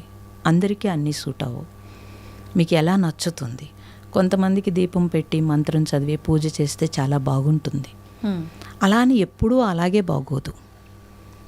వాళ్ళ లోపల ఇంకా ఎదుగుతున్న కొలది ఇంకా అన్వేషణ స్టార్ట్ అవుతుంది. కొంతమందికి మంత్రం ద్వారా మనస్సు నెమ్మదిస్తుంది. అది మీరు చూసుకోవలసి ఉంటుంది. ట్రై చేస్తారు అందరూ, ఏది చేస్తే బాగుంటుంది అనేది ట్రై చేస్తారు. చేసి కొన్ని రోజులు ఇది చేస్తారు, కొన్ని రోజులు అది చేస్తారు, కానీ మొత్తం మీద ఎక్కడో చోట స్థిరమవుతారు. ఆ అన్వేషణలో ఆ నాలెడ్జ్ పెరిగే కొలది వాళ్ళకే ఎక్కువగా తెలుస్తూ ఉంటుంది. ఈలోగా ఇది మంచిది అది మంచిది అన్నది కూడా ఎవరెవరికి ఏది సూట్ అవుతుంది అనేది వాళ్ళ సంస్కారము, వాళ్ళ పూర్వజన్మ వాసన, లేకపోతే వాళ్ళ మానసిక పరిస్థితి, వీటన్నింటిని బట్టి ఆధారపడి ఉంటుంది. అందుకు నేనేం చెప్తానంటే ఏది చెడ్డది కాదు, ఏది మంచిది కాదు, నీకేం కావాలి ఫస్ట్, ఎలా చేస్తే నీ మనస్సు నెమ్మదిస్తోంది, ఎలా చేస్తే నీ పరిస్థితి. అందరికీ ఇంట్లో పరిస్థితులు అన్నీ సూట్ అవ్వవు. నేను ఒక గంట ధ్యానం చేసేస్తానంటే ఇంట్లో కొంతమందికి కుదరదు. నేను ఒక గంట పూజ గదిలో ఉండిపోతాను అంటే కుదరదు కొంతమందికి. అందుకని మీకు ఎలాగ సూట్ అవుతోంది ఫస్ట్ అది మీరే చూసుకోవాల్సి ఉంటుంది. కొన్ని రోజులు పోయిన తర్వాత మనకి చేంజ్ అవుతుంది మన పరిస్థితులు. అప్పుడు మీరు ఇంకొంచెం ఎదగడానికి మీరే ప్రయత్నం చేస్తూ ఉంటారు. అలా మనమే చేయాల్సి ఉంటుంది. ఒకప్పుడు మనకి నచ్చింది ఇంకొకసారి ఇంకొకటి నచ్చదు. ఇదంతా మన పరిణతి అంటారు. పరిణతి చెందే కొలది, మానసిక పరిస్థితి మార్పు చెందే కొలది వాళ్ళు ఇంకా ఎదుగుతూనే ఉంటారు. ఎదుగుతున్నప్పుడు అప్పుడు నేను ఇలా చేశాను కాబట్టి ఇదే పట్టుకుంటానంటే లోపల చిరాకు అనిపిస్తుంది, కొత్తదనం కావాలనిపిస్తుంది, మనసుకి అన్వేషిస్తూనే ఉంటారు. అందుకని నవవిధ భక్తులు చెప్పారు. అందరికీ ఇప్పుడు ఒకే భగవంతుడు, ఇన్ని రూపాలు ఎందుకమ్మా, ఇన్ని మార్గాలు ఎందుకు అంటే ఆ జహకో రుచి బుద్ధికొక గుణం అన్నట్టుగా ఆ బుద్ధి ఎలా పరిణతి చెందుతుందో దాని ప్రకారం మన మహాత్ములు ఇన్ని అందించినప్పుడు మన సంస్కృతి సంప్రదాయం అంటే కట్టుబొట్టు కాదు. ఇంత వాళ్ళు చేసి రీసెర్చ్ చేసి మనకి మన జీవితం ఆనందంగా ఉండడానికి, మన సోల్ శుద్ధి అవ్వడానికి, మన జన్మరాహిత్యానికి భారతదేశంలో మహాత్ములు మనకి ఇచ్చినంత సంపద ఇంకెక్కడ ఇయ్యలేదు. అది మనం ఉపయోగించుకోవట్లేదు. మా అన్వేషణ కూడా అదే. నెక్స్ట్ జనరేషన్కి తెలియచేయాలి. తెలియట్లేదు. ప్రపంచ వ్యామోహమే తెలుస్తోంది తప్పించి వాళ్ళు పీస్గా ఉండి వాళ్ళు ప్రశాంతంగా వాళ్ళ జీవితాన్ని లీడ్ చేయటం అనేది, లేదంటే ఎంత ఐఐటీలు చదివి ఇంత గొప్పగా ఉండి అంత డాక్టర్స్ అంత అలా కష్టపడి అంత సూసైడ్ చేసుకోవడం ఏంటి? అటు పేరెంట్స్కి ఇటు వాళ్ళకి ఎంత ఇబ్బంది పడుతున్నారు అసలు. ఇప్పుడు వాళ్ళు పిల్లలు మనం వెళ్ళిపోతే పర్వాలేదు, కానీ ఒక పిల్లలు వెళ్ళిపోతే జీవితాంతం ఆ పేరెంట్స్ జీవచ్చే వల్ల ఉంటారు. ఎంత డబ్బున్నా ఏమున్నా సరే వాళ్ళకి ఏమి ఆనందం ఉంటుందండి లైఫ్లో. అప్పుడు మన పాత్ర పోషణ ఎంత ఇబ్బంది పెట్టి ఎంత బాధ పెడుతున్నాము అసలు. ఇది తెలియాలి అసలు అని. ప్రణవాశ్రమం అంటే అది ఓంకారము. ఓంకారాన్ని ఆశ్రయించటం అని అంటే ప్రశాంతతని ఆశ్రయించటం అని అర్థం.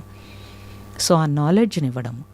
ధ్యానం చేస్తూ ఉంటారు, ధ్యానానికి సంబంధించిన నాలెడ్జ్ తెలియకుండా ధ్యానం చేస్తారు. అందుకని కళ్ళు మూసుకుని ఎటో వెళ్తున్నాం, హాస్టల్ ట్రావెల్ చేస్తున్నాం అంటారు. ఏ హాస్టల్ ట్రావెల్ చేస్తారు? ఎక్కడికి వెళ్తాము ఎవరైనా సరే?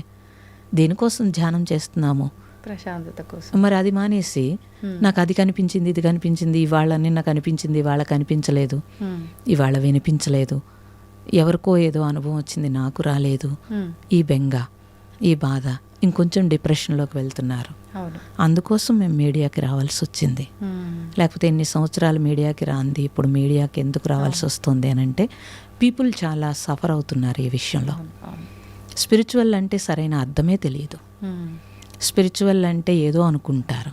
కాదు, నిన్ను నువ్వు మార్చుకోవడానికి, నీ గురించి నీకు తెలియడానికి, నీతో నువ్వు ఉండడానికి, తద్వారా నీ పాత్ర సవ్యంగా పోషణ చేయటానికి, ప్రారంధం వదిలించుకోవడానికి, కొత్త ప్రారంధం రాకుండా సోల్ శుద్ధి అయి పరమాత్మలో కలవడానికి స్పిరిచువల్.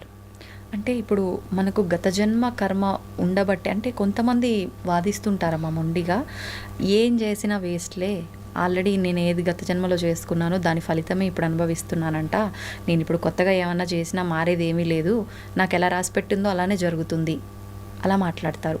మరి అలాంటి వాళ్ళని మనం అసలు మార్చగలమా?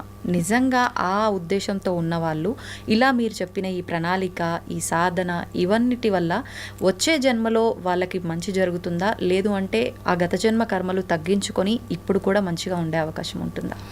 ఇప్పుడు ఎప్పుడైతే గత జన్మ జరిగిందే జరుగుతుంది కాబట్టి నేనేం చేయక్కర్లేదు అన్నప్పుడు, ఇప్పుడు నేను నడుస్తుంటే నా మెడలో గొలుసు ఎవరో తీసేసుకుంటున్నారు అనుకోండి, ఓకే గత జన్మలో ఎవరిదో దొబ్బేస్తుంటాను, ఇప్పుడు వాడు తీసుకెళ్తున్నాడు అని ఊరుకోగలుగుతారా? అస్సలు ఊరుకో. మరి పిల్లలు ఏదన్నా చేస్తే ఊరుకోగలుగుతున్నారా? లేదు. మరి అక్కడ చెప్పొచ్చు కదా ఈ సమాధానం. అక్కడ ఎందుకు చెప్పట్లేదు? కోపం వస్తుంది, చిరాకు వస్తుంది, విసుగొస్తుంది, నా కర్మ ఇలా కాలిపోయింది అనిపిస్తోంది. అది ఎందుకు అనిపిస్తోంది? ఇవన్నీ అనిపించకుండా ఉండడానికి మనం ఏదైనా చేయగలగాలి. సో గత జన్మ తాలూకా వాసనే ఇప్పుడు ఉన్నా కూడా, అంటే గత జన్మ తాలూకా అంటే పుట్టుకే కదమ్మా అదంతా. మీరు ఎక్కడ పుట్టారో అన్న దాని మీదే అక్కడ డిసైడ్ అయిపోయింది అక్కడ, అంతే. అది దాని తర్వాత కొన్ని స్వయంకృతాపరాధాలు ఉన్నాయి. ఇప్పుడు గత జన్మలో నాకు ఇదే ఇష్టం కాబట్టి నేను ఇలాగే తింటాను అని అంటే నీ ఆరోగ్యం పాడవుతుంది, డాక్టర్ చెప్తాడు వద్దని, నువ్వు ఆపాలా ఆపొద్దా? ఆపాల్సిందే. మరి అదంతా ఎందుకు చేస్తున్నాము? అందుకని ఇదంతా వితండవాదం కింద మాట్లాడటం కాదు, ప్రాక్టికల్గా మనం చూసుకోవాల్సి ఉంటుంది. మనం చేస్తున్నది, మనం మాట్లాడుతున్నది ఒకటే అయిందా, లేకపోతే మనం చేస్తున్నది వేరు, మాట్లాడుతున్నది వేరు. ఆ రెండు ఏకం కానప్పుడు నీ మనస్సు ఎప్పుడు ప్రశాంతంగా ఉండదు. ఆ రెండు ఏకమైతేనే నువ్వు ప్రశాంతంగా ఉంటావు. మాట్లాడటం చాలా ఈజీ, కానీ ఆచరణలో చాలా కష్టం. ఆ ఆచరణ కోసము, ఏకాగ్రత కోసము, గ్రిప్ కోసమే ఏదైనా సాధన చేస్తే, మీరు ఒక నామం చెప్పినా, ఒక జపం చేసినా, అట్లీస్ట్ పోనీ పూజ దగ్గర కూర్చున్నారనుకోండి, కూర్చున్నంతసేపు మీరు మిగతా థాట్స్ అన్నీ పక్కన పెట్టారు, భగవంతుడు అనే ఒక్క థాటే ఉంచుకున్నారా లేదా? ఉంచుకుని ఆ పూజ చేసినప్పుడు ఆ ప్రశాంతత వేరు. అదే భగవంతుడి దగ్గర కూర్చుని నాకు అది కావాలి ఇది కావాలన్నప్పుడు ఆ ప్రశాంతత వేరు, మీకే తెలిసిపోతూ ఉంటుంది. అప్పుడు ఆ టైంను మీరు భగవంతుడి దగ్గర గడిపారు తప్పించి భగవంతుడి దగ్గర పొందలేదు. భగవంతుడి దగ్గర పొందాలి అని అంటే మీకు నాలెడ్జ్ కావాలి. ఏ నాలెడ్జ్ కావాలి? ఏ పని చేస్తున్నప్పుడు దాని మీదే మనం ఫోకస్ పెట్టగలగాలి అనే నాలెడ్జ్ కావాలి. మనకి జపము లేకపోతే ధ్యానము ఇవన్నీ ఎందుకు ఇచ్చారండి? ఏకాగ్రత కోసమే కదా ఇచ్చారు, శుద్ధి చేయడం కోసం ఇచ్చారు. ఆ మనస్సు పరిపరి విధాల వెళ్ళిపోతుంది కాబట్టి ఒక నామానికి కట్టి పాడేయడం కోసం జపం ఇచ్చారు. ధ్యానం ఒక ఏకాగ్రత కోసం ఇచ్చారు. ఇవన్నీ మనస్సు కోసమే కదా చేస్తున్నాము. మరి మనిషికి జ్ఞానం కూడా కావాలి కాబట్టి దాని నాలెడ్జ్ కోసము మనము స్పిరిచువల్లో రకరకాలుగా బుక్స్ చదివినా, సత్సంగాలు విన్నా, గురువుల దగ్గర జ్ఞానం పొందినా దాని నాలెడ్జ్ కోసమే కదా. ఒక వంట చేయాలంటే మీకు నాలెడ్జ్ కావాలి కదా. లేదా నాకు సూట్ అవని డ్రెస్ వేసుకుంటే నేనే ఆర్డ్గా ఉంటాను. అప్పుడు దానికి కూడా నాలెడ్జ్ తీసుకుంటున్నాను కదా. నాకు ఏ కలర్ సూట్ అవుతుంది, ఏ కలర్ డ్రెస్ బాగుంటుంది, ఎలా అయితే నాకు కాన్ఫిడెన్స్ పెరుగుతుంది. నన్ను నేను అద్దంలో చూసుకున్నప్పుడు కూడా నాకు కాన్ఫిడెన్స్ పెరగాలి. నేను ఆర్డ్ డ్రెస్ వేసేసుకుని నన్ను నేను అద్దంలో చూసుకుంటే నాకే చిరాకు అనిపిస్తుంది. కొంతమంది చూడండి, ఎదుటివాడు అది ఆర్డ్ డ్రెస్ చూస్తే నా వంక చూస్తారని వేసుకుంటారు. నీ వంక చూడటం కోసం కాదు కదా, నీకు బాగుండాలి అంతే. అలా ఈ జీవితంలో నాకు బాగుండడం కోసం ఏదైనా చేయాలి, కానీ ఇతరుల కోసం మనం ఏం చేయలేం కదమ్మా. అందుకని మన లైఫ్ని ఎవరికి తాకట్టు పెట్టకుండా మనకేం కావాలి అనే స్పష్టత ఉంటే చాలా ఈజీ అయిపోతుంది. మన మనస్సుకు ఏది కరెక్ట్ అనిపిస్తే అదే చేయాలి. ఏది కరెక్ట్ అనిపిస్తుంది అని అంటే, ఏది నాకు ఇప్పుడు ఎవరినో కొట్టడం కరెక్ట్ అనిపిస్తే అది కాదు కదా. అవును, అది నా మనసుకు అలా కాదు. ఏది చేస్తే నేను ఫర్దర్గా ప్రారంధము రాకుండా ఉంటుంది, ఏది చేస్తే ఫర్దర్గా నాకు ఘర్షణ లేకుండా ఉంటుంది, అది తెలుసుకోవాలి ఫస్ట్. ఓకే, ఏది చేస్తే నేను మళ్ళీ నేను చేసింది ఇంకొకసారి ఇలా ఎందుకు చేశానని నేనే అనుకోకూడదు. ఏది చేస్తే ఇది ఓకే, ఇది కరెక్ట్ అని నాకు అనిపించాలి, ఎవరి కోసమో కాదు. అవును, అంటే రిగ్రెట్ ఉండకూడదు, ఆలోచించాలి ముందుగా. రిగ్రెట్ ఉండకూడదు. ఏది చేస్తే నువ్వు కరెక్ట్గా నీకు బాగుంటుంది అంటే అందరికీ అన్ని సూట్ అవ్వవు. నాకేది కావాలి, నాకేది సూట్ అవుతుంది. ఇప్పుడు ఎవరిని పిల్లల్ని పెంచాలన్నా పక్కవాడు ఏదో చేస్తుంటే అలా పెంచుతాం మనం.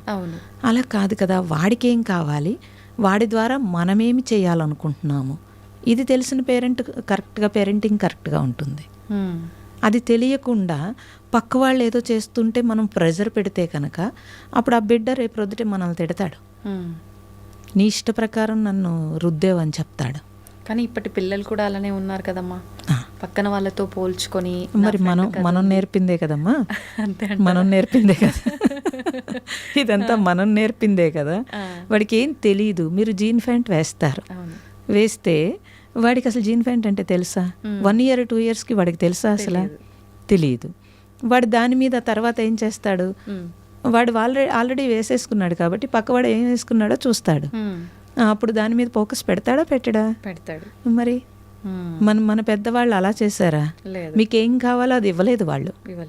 వాళ్ళు ఏమి ఇచ్చారో అది తీసుకున్నారు మీరు. అందుకే మీ పెద్దల పట్ల మీకు రెస్పెక్ట్ ఉంది. ఎప్పుడూ కూడా మీకు వాళ్ళు కాన్ఫిడెన్స్ పెంచేటట్టుగా పెంచారు. మీ పని మీరే చేసుకున్నట్టు చేశారు, అందివ్వలేదు. అందుకు మనం మన పని మనమే చేసుకుంటున్నప్పుడు మనకి సాటిస్ఫాక్షన్ ఉంది. మీరు అందిస్తున్నప్పుడు వాడికి సాటిస్ఫాక్షన్ లేదు. అందుకు పిల్లలు తిరగబడుతున్నారు. అంటే ఇప్పుడు ప్రస్తుతం జరుగుతున్న పిల్లల విషయంలో జరిగే పొరపాట్లకి పిల్లల తప్పేమీ లేదు. పెద్దవాళ్ళ ఆలోచన విధానం కరెక్ట్గా, పేరెంటింగ్ కరెక్ట్గా లేకపోవడం వల్లే అనుకోవచ్చా అమ్మ? అయితే ఇది అంటే అలా అంటే మరి పెద్దవాళ్ళు అందరూ తిట్టుకుంటారు. కానీ నేను చూసిన ప్రపంచంలో చూస్తే కనుక సొసైటీ నుంచి వచ్చే ప్రభావం కొంత ఉంటుందండి. పేరెంట్స్ నుంచి కూడా కొంత ఉంటుంది. పేరెంట్స్ నుంచి కరెక్ట్గా ఉంటే సొసైటీలో వాడు ఏదైనా అంటించుకున్నా కూడా మళ్ళీ వాడు వదిలేయగలుగుతాడు. సొసైటీ పేరెంట్స్ 2 ఒకేలా ఉంటే కనుక వాడు వదలలేడు. ఎందుకంటే పరిసరాల్లో అదే నేర్చుకున్నాడు, సొసైటీలో కూడా అదే ఉంది.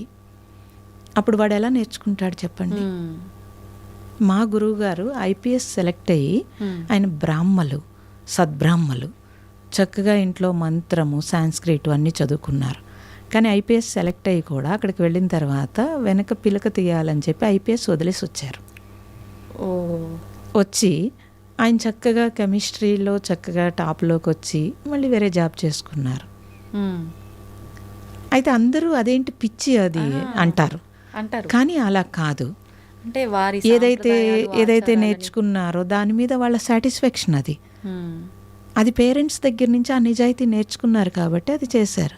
మ్మ్. నేను ఇప్పుడే మద్రాసు నుంచి ఎక్కడి నుంచో వస్తున్నాను. మ్మ్. ఆ పిల్లలు ఐఐటిలో టాప్లో చదివారు, కానీ వాళ్ళు బయట సొసైటీలా లేకుండా భార్యాభర్తలు ఇద్దరూ కూడా చక్కగా వాళ్ళు కావాల్సి వచ్చినట్టు ఉన్నారు. మ్మ్. నేను అడిగాను, ఎందుకు మరి సొసైటీ అంతా ఇలా ఉంది, మీరు ఇంత టాప్లో చదువుకున్నారు, అంత సొసైటీ చూశారు అని అంటే, మాకేం కావాలో మాకు స్పష్టత ఉంది, సొసైటీ ప్రకారం పరిగెట్టే పరిస్థితి మాకు వద్దు అనుకున్నాం కాబట్టి మేము దూరంగా ఉన్నామన్నారు. మ్మ్. నేను అప్పుడు వాళ్ళ బ్యాక్గ్రౌండ్ చూస్తే పేరెంటింగ్ అలా ఉంది, మ్మ్. వాల్యూస్తో కూడుకున్న జీవితం పేరెంటింగ్ చేశారు వాళ్ళు. చేస్తే ఆ పిల్లలు చక్కగా ఉన్నారు. మ్మ్. ఇంత మంచి సొసైటీలో కూడా, అంటే ఇంత మోడర్న్ సొసైటీలో కూడా వాళ్ళు హ్యాపీగా ఉన్నారు. అలా చాలా బిజీ లైఫ్ లీడ్ చేస్తున్నారు. మ్మ్. ఇంటికి వచ్చేటప్పటికి చాలా హ్యాపీగా ఉన్నారు ఇద్దరు. అమ్మ, ఒక చిన్న క్వశ్చన్, మీరు తప్పుగా అనుకోవద్దు. అంటే ఇప్పుడు మనం పెంచే విధానము, మనం పిల్లలకు ఆ విలువలు అవన్నీ నేర్పించకపోవటం వల్లే కరెక్ట్గా ఇలా ఉంది అని, అది వాస్తవం, ఒప్పుకుంటా. కానీ కొన్ని సందర్భాల్లో చాలా విలేజెస్ అలాంటి వాటి దగ్గర పేరెంట్స్కి అసలు ఏ నాలెడ్జ్ తెలియదు. వాళ్ళు పొద్దున్న లేస్తే ఇంత వండుకొని తిన్నామా, వాళ్ళ పనికి వాళ్ళు కూలి పనికి వెళ్ళామా వచ్చామా తప్ప పిల్లల విషయంలో ఏమి పట్టించుకోరు. అలా ఉన్న కుటుంబాల నుంచి, గ్రామాల నుంచి వచ్చిన వాళ్ళు కూడా ఎన్నో విలువలతో ఉన్నారు. మరి అట్లా ఎలా జరుగుతుందంటారు? సంస్కారం అండి, పుట్టుకతో సంస్కార బలం ఉంటుంది. ఆ సంస్కార బలంలో 25% పేరెంట్స్ నుంచి నేర్చుకుంటే, 25% సొసైటీ నుంచి నేర్చుకుంటే 50% వాడి సంస్కారం ఉంటుంది. ఆ సంస్కారంలో ఒక చెడు ఉందనుకోండి, ఆ చెడులో పేరెంటింగ్ కూడా చెడు ఉందనుకోండి, వాడు 50% చెడులో 75% చెడు వస్తుంది. అవును. సొసైటీలో చెడు 100% చెడు వస్తుంది. ఆ సంస్కారంలో 50% మంచి ఉంది. పేరెంటింగ్లో 25% చెడు ఉంది. సొసైటీలో 25% మంచి తీసుకున్నాడు అనుకోండి, 75% మంచి, 25% చెడే తీసుకుంటాడు. అప్పుడు వాడు ఆలోచించుకుంటాడు ఎదిగిన తర్వాత. ఎప్పుడూ కూడా జీన్స్ అంటే, ఇప్పుడు ఒక తల్లి 4-3 పిల్లల్ని కంటే కనుక ఒకటి సంస్కారం ఒకలా ఉంటుంది, ఒకటి సంస్కారం ఒకలా ఉంటుంది. పేరెంటింగ్ ఒకేలా ఉంటుంది, కానీ వాడి సంస్కార బలం నుంచి వస్తాడు. ఎప్పుడైతే వాడి పేరెంటింగ్ అందరికీ ఒకేలా ఉన్నా, సొసైటీలో వాడు ఏ గుణముందో అది తీసుకున్నాడు అని అంటే తప్పనిసరిగా వాడు మారుతాడు. వీళ్ళు ఏమంటున్నారు, హాస్టల్కి వెళ్ళి మా పిల్లోడు చెడిపోయాడు అంటారు. అదే హాస్టల్కి వెళ్ళి మంచిగా వచ్చిన పిల్లలు ఉన్నారు. అదే హాస్టల్లో ఎందుకు చెడిపోయాడంటే వాడి గుణం ఎలా ఉందో అలాంటి ఫ్రెండ్స్నే లీడ్ చేసుకుంటాడు, అలాంటి ఫ్రెండ్స్నే తీసుకుంటాడు. అందుకని ఫస్ట్ పేరెంట్స్ కంపల్సరీ వాల్యూస్ పూర్వం మరి ఇచ్చారు కాబట్టి సొసైటీ అంతా కూడా వాల్యూస్తో ఉంది. పేరెంటింగ్లో వాల్యూస్ లేకపోతే కనుక సొసైటీలో వాల్యూస్ లేవు అంటున్నారు. ఎక్కడి నుంచి వచ్చినాయి? సొసైటీ అంటే మనమే కదమ్మా, మనమే కదా. మరి మనమే పాడు చేస్తే ఎలాగా? అందుకని ఫస్ట్ పిల్లలకి మనము మనీగా చూస్తున్నామే తప్పించి, మనీ అయితే వాళ్ళు సంపాదించుకుంటున్నారు, ఇవాళ టాప్ రేంజ్లో డబ్బులు సంపాదించుకుంటున్నారు, కానీ జీవితంలో ఫెయిల్యూర్ అవుతున్నారు పిల్లలు. మరి అప్పుడు పేరెంట్స్ బాధపడుతున్నారా లేదా? ఇప్పుడు మార్చలేరు, వాళ్ళని మార్చలేరు. ఏ పేరెంటింగ్ కూడా పిల్లలు చెడిపోవాలని ఎవరూ అనుకోరు. వాళ్ళకి తెలియక అలా చేయొచ్చుగాక. నేనేమంటానంటే ఫస్ట్ పేరెంట్స్ చక్కగా మీకేం కావాలనే ఒక స్పష్టతతోటి మీరు కొంచెం ప్రశాంతతగా ఉండగలిగితే కనుక, మన పూర్వీకులు పెద్దలు వాళ్ళ జీవన విధానంలో అలా ఉన్నారు. వాళ్ళకి అనవసరమైన విషయాల జోలికి వాళ్ళు వెళ్ళలేదు. మనం వెళ్తున్నాం, 60 ఏళ్ళు వచ్చినా తలకి రంగేసుకుని పెళ్ళికి వెళ్ళాలి, 70 ఏళ్ళు వచ్చినా నువ్వు కిట్టి పార్టీకి వెళ్ళాలి. ఎందుకు వెళ్ళాలి? నువ్వు వెళ్తే ఏదో ఆనందం, అక్కడ ఏం ఆనందం ఉంది? నీ మోకాళ్ళు పనిచేయు, నడుము పనిచేయదు, తిన్నదేమో అరగదు సరిగ్గా. పిల్లలు ఇది అడుగుతున్నారండి. మేము స్టూడెంట్స్కి క్లాసెస్ చెప్తాము, వాళ్ళు మేము ఎక్కడి నుంచి నేర్చుకోవాలని అడుగుతున్నారు. మా పేరెంట్సే యాక్సెప్ట్ చేయరు, మేము ఎక్కడి నుంచి నేర్చుకోవాలి? మేము ఓంకారము యూనివర్సల్ శబ్దం అనంటే, నన్ను ఈ డ్రెస్ చూసి చదువు అదివరకు యాక్సెప్ట్ చేశారు పిల్లలు. ఇప్పుడు ఈ డ్రెస్ చూసి క్రిస్టియన్స్ యాక్సెప్ట్ చేయరు, ముస్లిమ్స్ యాక్సెప్ట్ చేయరు. నేను క్వశ్చన్ చేస్తున్నాను, ఇప్పుడు మీరు మేము అందరం పలికేది ఒకే శబ్దం కదా. మేము ఆ ఓం అంటున్నాము, మీరు అల్లాహూమ్ అంటున్నారు, మీరు ఆమెన్ అంటున్నారు. అకార ఉకార మకారముల కలయిక ఓం అయితే అందరూ అదే శబ్దం పలుకుతున్నాం కదా, మరి ఎలా వేరు అంటారు అని అంటే, మాకు మొదటి నుంచి అదే నేర్పారు. నువ్వు ప్రసాదం తినకు, నువ్వు హిందూతో ఉండకు, వాడు వేరు మేము వేరు అని. ఇప్పుడు నేను ఇంటికి వెళ్ళి ఓం అన్నానంటే వాళ్ళకి ఎక్స్ప్లెయిన్ చేయలేను, ఒప్పుకోరు అని చెప్తున్నారు. అంటే ఎక్కడ ఇది బీజం వేస్తున్నారు చెప్పండి? చిన్నప్పటి నుంచి అది ఏం బీజాలు అసలు? ఇవన్నీ చూస్తున్నప్పుడు తెలుస్తోంది. ఇప్పుడు రేపొద్దుట వాడు వాల్యూస్ లేకుండా పెరిగితే కనుక తప్పనిసరిగా వాడి లైఫ్లో వాల్యూస్ లేనప్పుడు వాళ్ళ పిల్లల్ని కూడా అలాగే పెంచుతారు.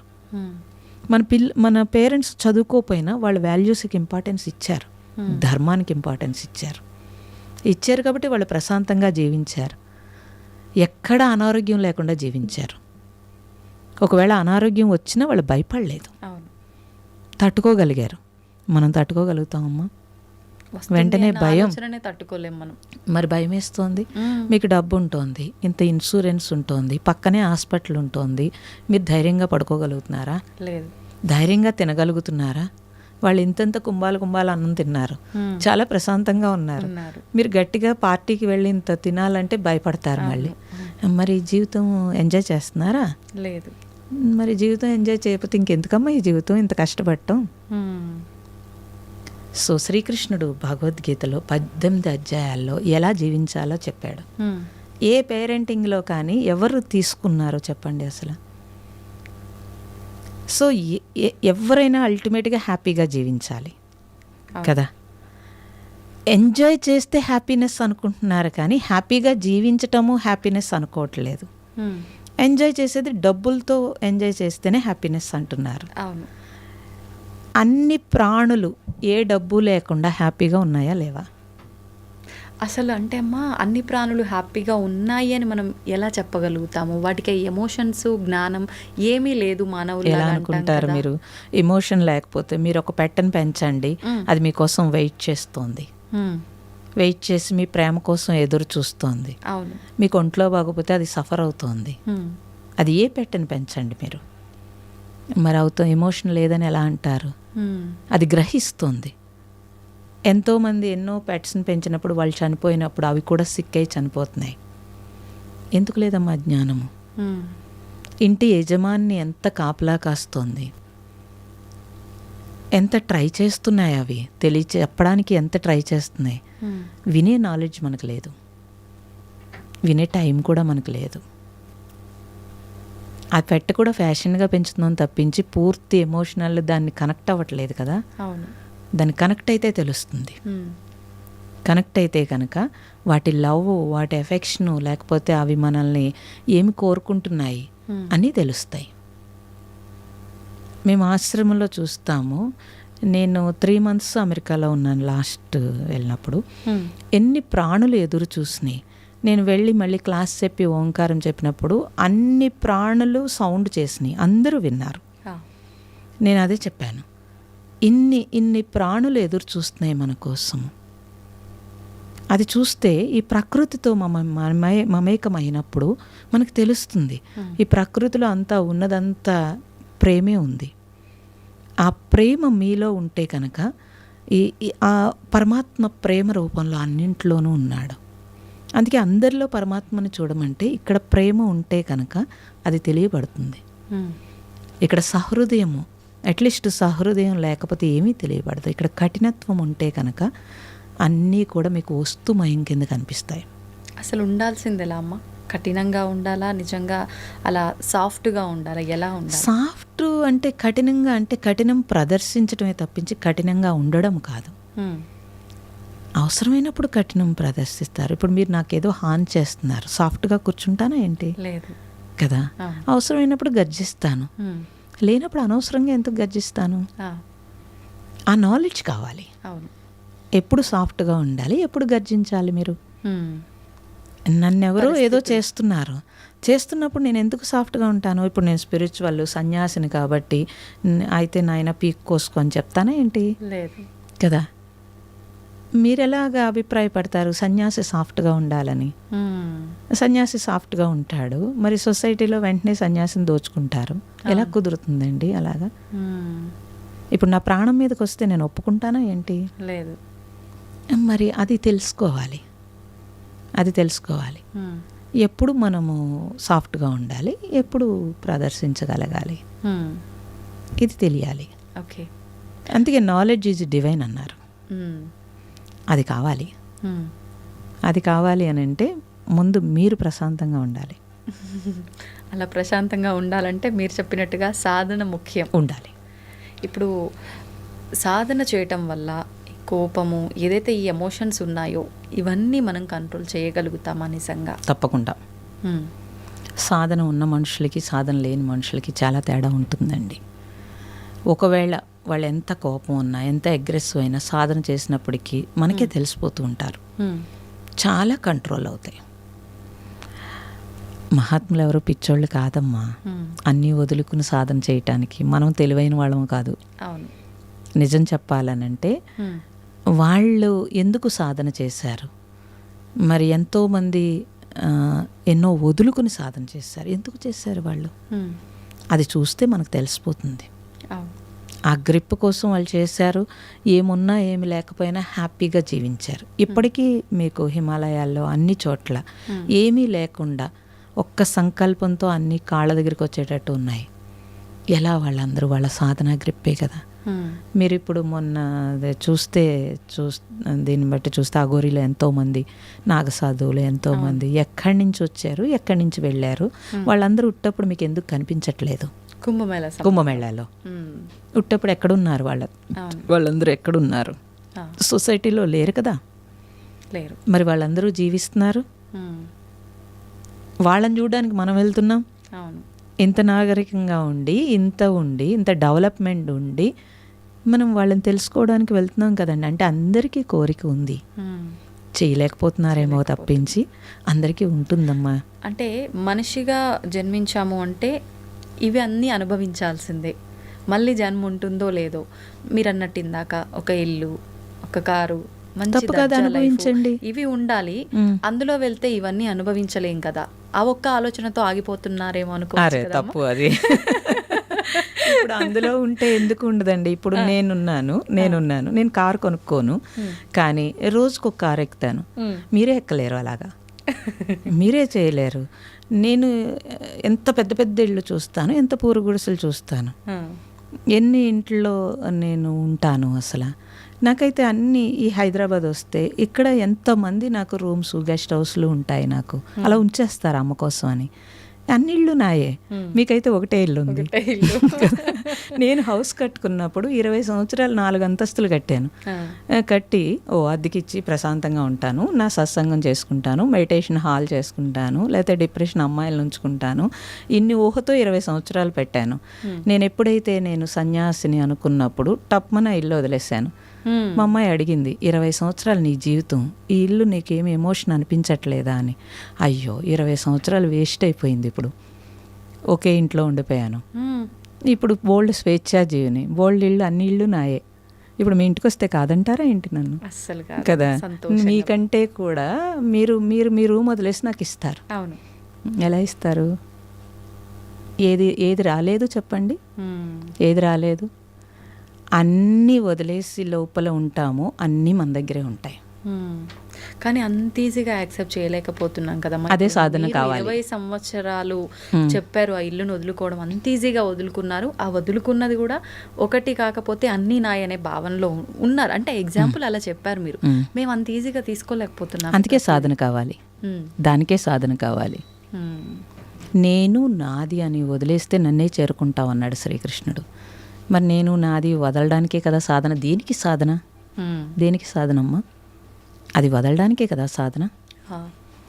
నేను ఇప్పుడు చాలామంది అడుగుతారమ్మా, మీకు ఈ కారు కొంటాము, లేకపోతే ఇప్పుడేవో వచ్చినాయి కదా రకరకాలు, మీరు అందులోనే పడుకోవచ్చు, అందులోనే కిచెన్ ఉంటుంది, ఏవో చెప్తారు, నాకు చూపిస్తారు కూడా. ఎందుకు నాకు అలాగా? అది మీరు కొనిస్తారు, ఒకటే ఉంటుంది. ఇప్పుడు నా ఇష్టం, నాకు ఎప్పుడు ఏది కావాలంటే అది ఆ టైంకి ఈశ్వరుడు అది అమరుస్తాడు.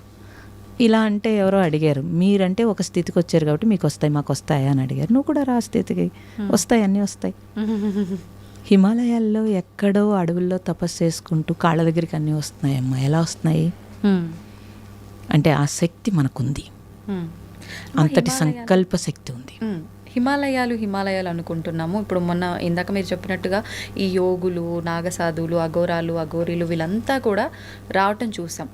నార్మల్ సమయాల్లో వీళ్ళు ఎక్కడా కనిపించరు. ఏమైనా అంటే అక్కడ హిమాలయాల్లో అక్కడ శంబల రకరకాల ఇవన్నీ చెప్తూ ఉంటారు, అక్కడ ఉంటారు అని చెప్పి.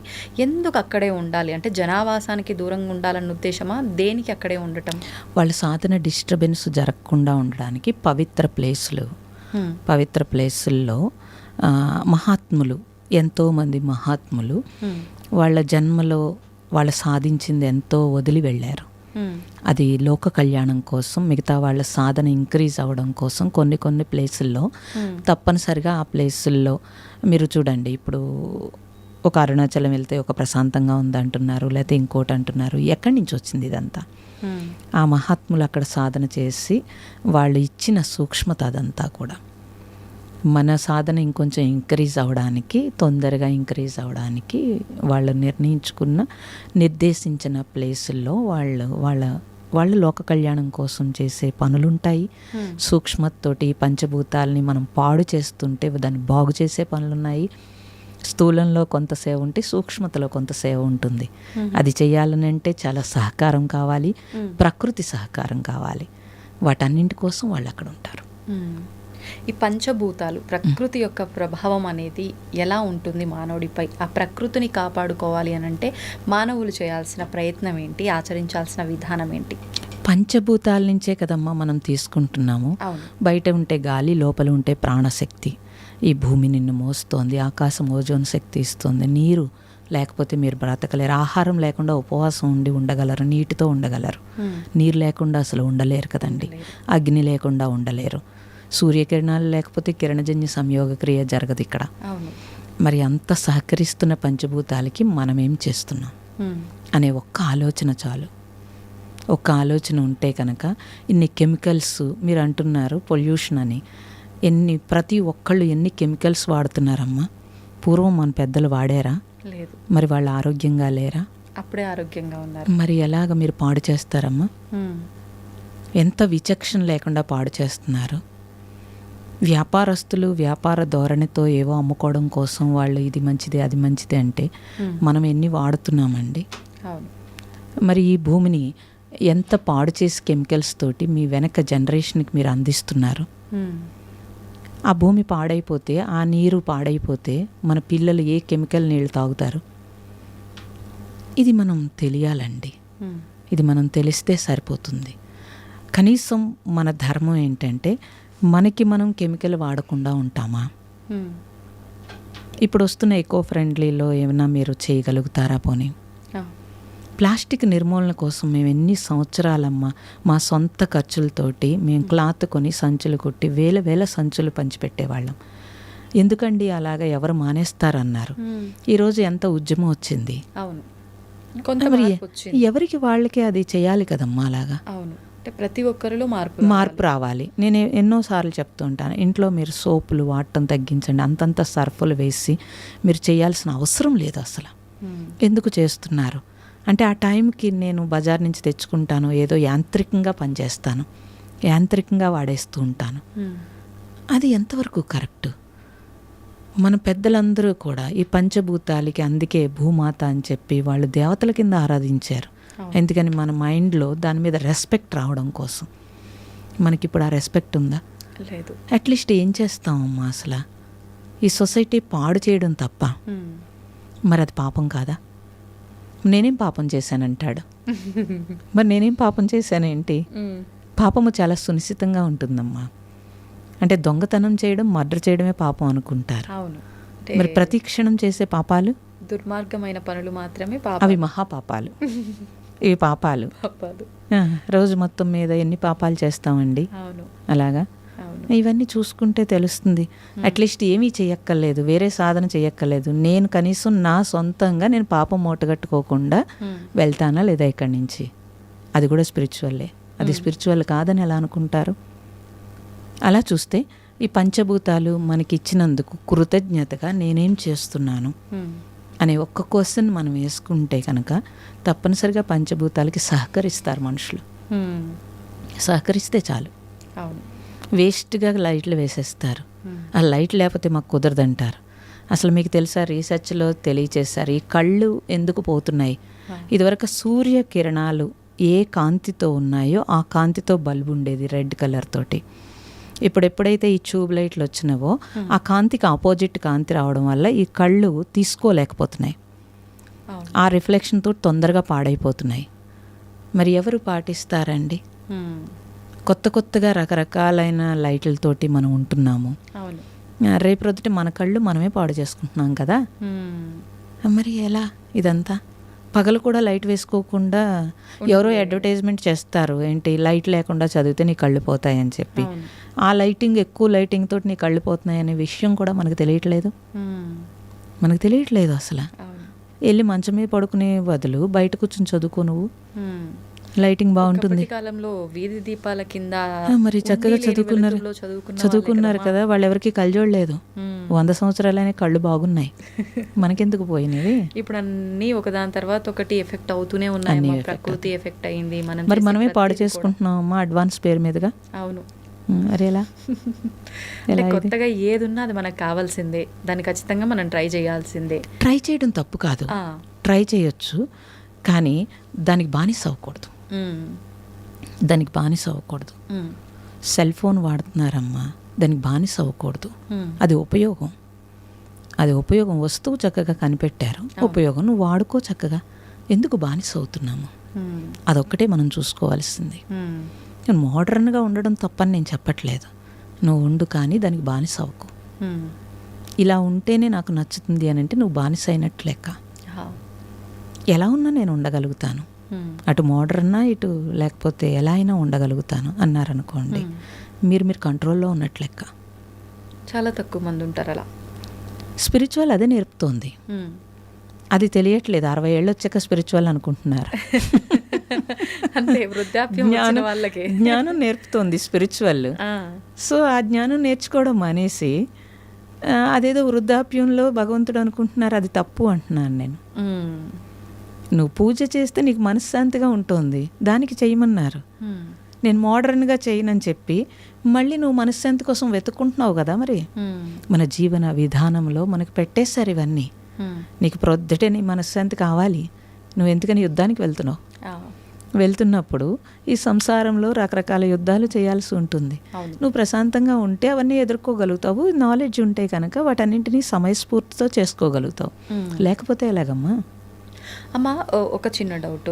ఇప్పుడు ప్రస్తుతం మనకు ఆధ్యాత్మికత గురించి, సనాతన ధర్మం గురించి, వీటన్నిటి గురించి, సాధన గురించి అయితేనేంటి, వీటి గురించి మనం ఎంత ఎక్కువగా వింటున్నామో మీడియా ద్వారా, అంత ఎక్కువగా ఇది చేస్తేనే ఇలా ఉంటాము, అది చేస్తేనే అలా ఉంటాము, అసలు మనము ఉన్నదానికి అర్థం ఇది, దీన్ని మనం తెలుసుకోవాలి, ఇలాంటివన్నీ కూడా రైజ్ అవుతున్నాయి, బయటకు వస్తున్నాయి. దాన్ని ఆచరించాలనే ఆలోచన కొంతమందిలో వస్తుంది. ఇదంతా మూఢనమ్మకం అనుకునే వాళ్ళు కొంతమంది ఉన్నారు. అయితే నాకు అనిపించింది ఏంటంటే, ఒకప్పటి కాలంలో వాళ్ళ పని వాళ్ళు చేసుకున్నారా, వాళ్ళ పనికి వాళ్ళు వెళ్ళారా, మళ్ళీ టైం ప్రకారంగా వండుకున్నారా, తిన్నారా, టైం ప్రకారంగా పడుకున్నారా తప్పితే, అంటే ఎక్కువగా దీపారాధనలు చేయటము, సాధనలు చేయటం కూడా చూసిన సందర్భాలు చాలా తక్కువ.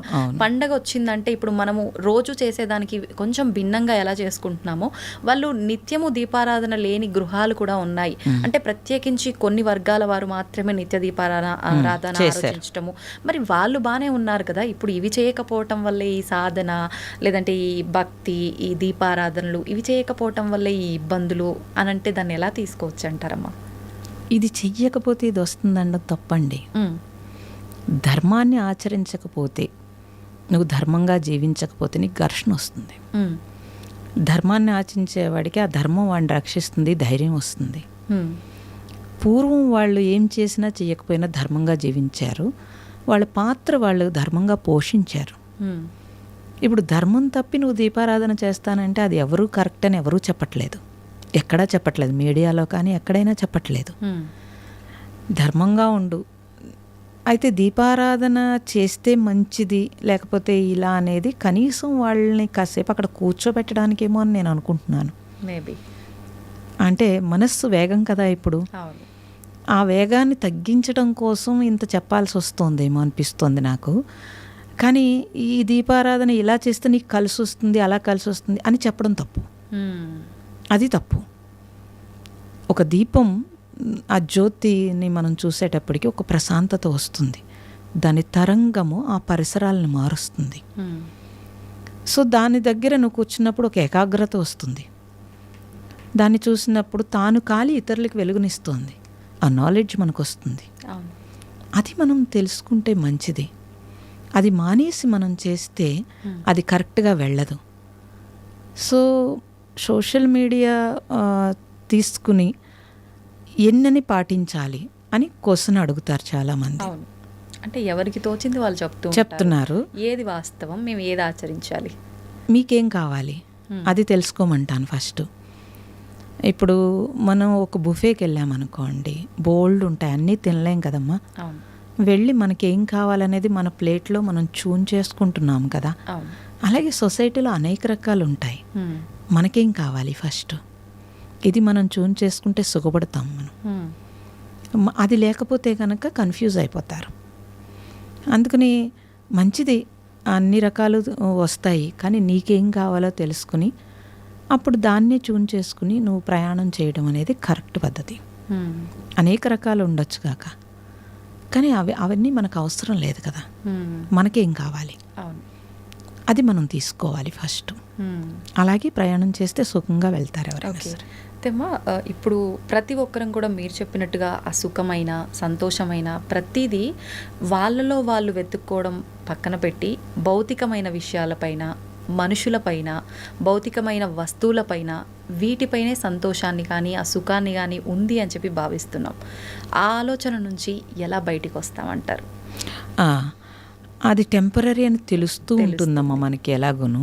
అవును, తెలిసినప్పుడు అట్లీస్ట్ ఈ భౌతిక సుఖం వాళ్ళకి కూడా తెలుస్తూ ఉంటుంది. ఇది కాదని అందుకే బోరు కొట్టేస్తుంది. అవును, బోరు కొట్టి వస్తువులను మారుస్తున్నారు, బోరు కొట్టి మనుషులు మారుస్తున్నారు, బట్టలు మారుస్తున్నారు, అన్నీ మారుస్తున్నారు కదా.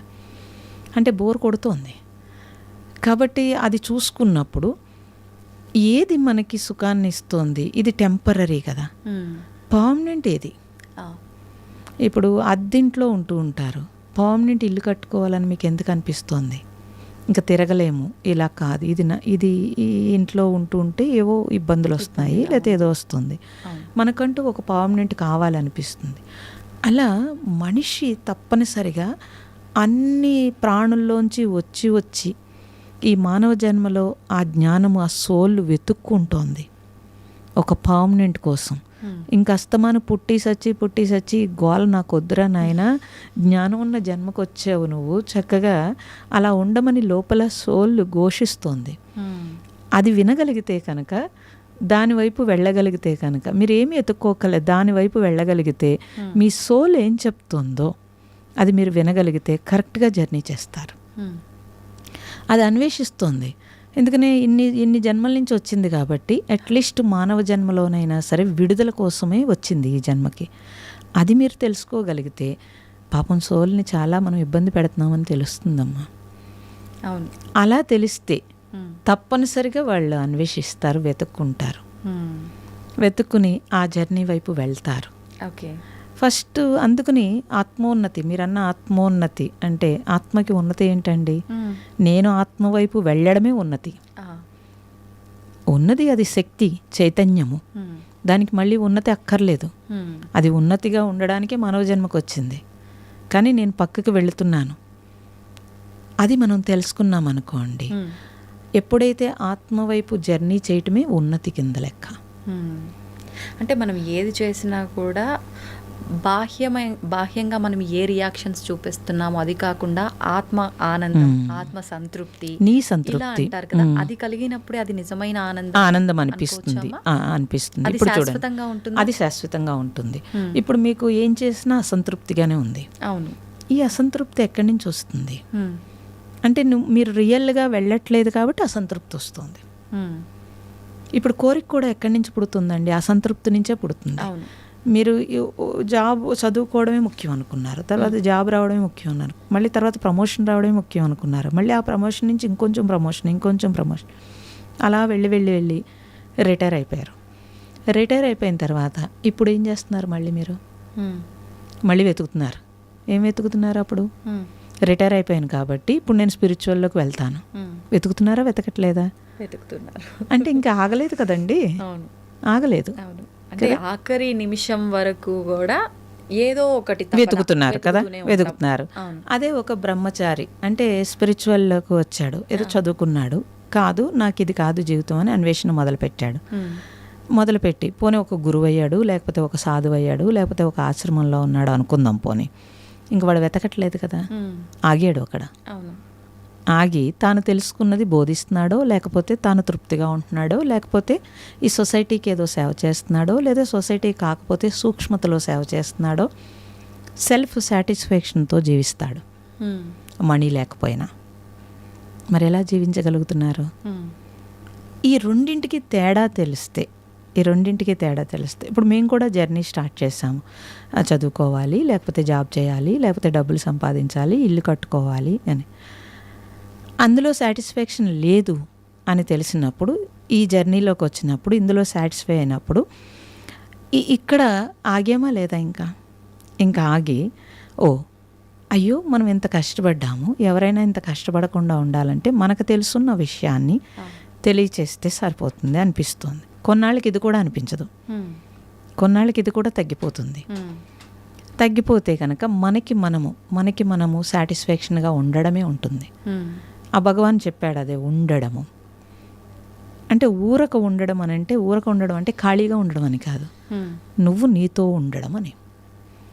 నేను నాతో ఉండడం అనేది చాలా హ్యాపీనెస్ని ఇస్తుంది. మనుషులందరూ అన్నీ పెట్టుకుని వాళ్ళతో ఉండకుండా ఇబ్బంది పడుతున్నారు. అన్నీ ఉంటున్నాయి, ఎవరికి హ్యాపీనెస్ ఉంది చెప్పండి? లేదు.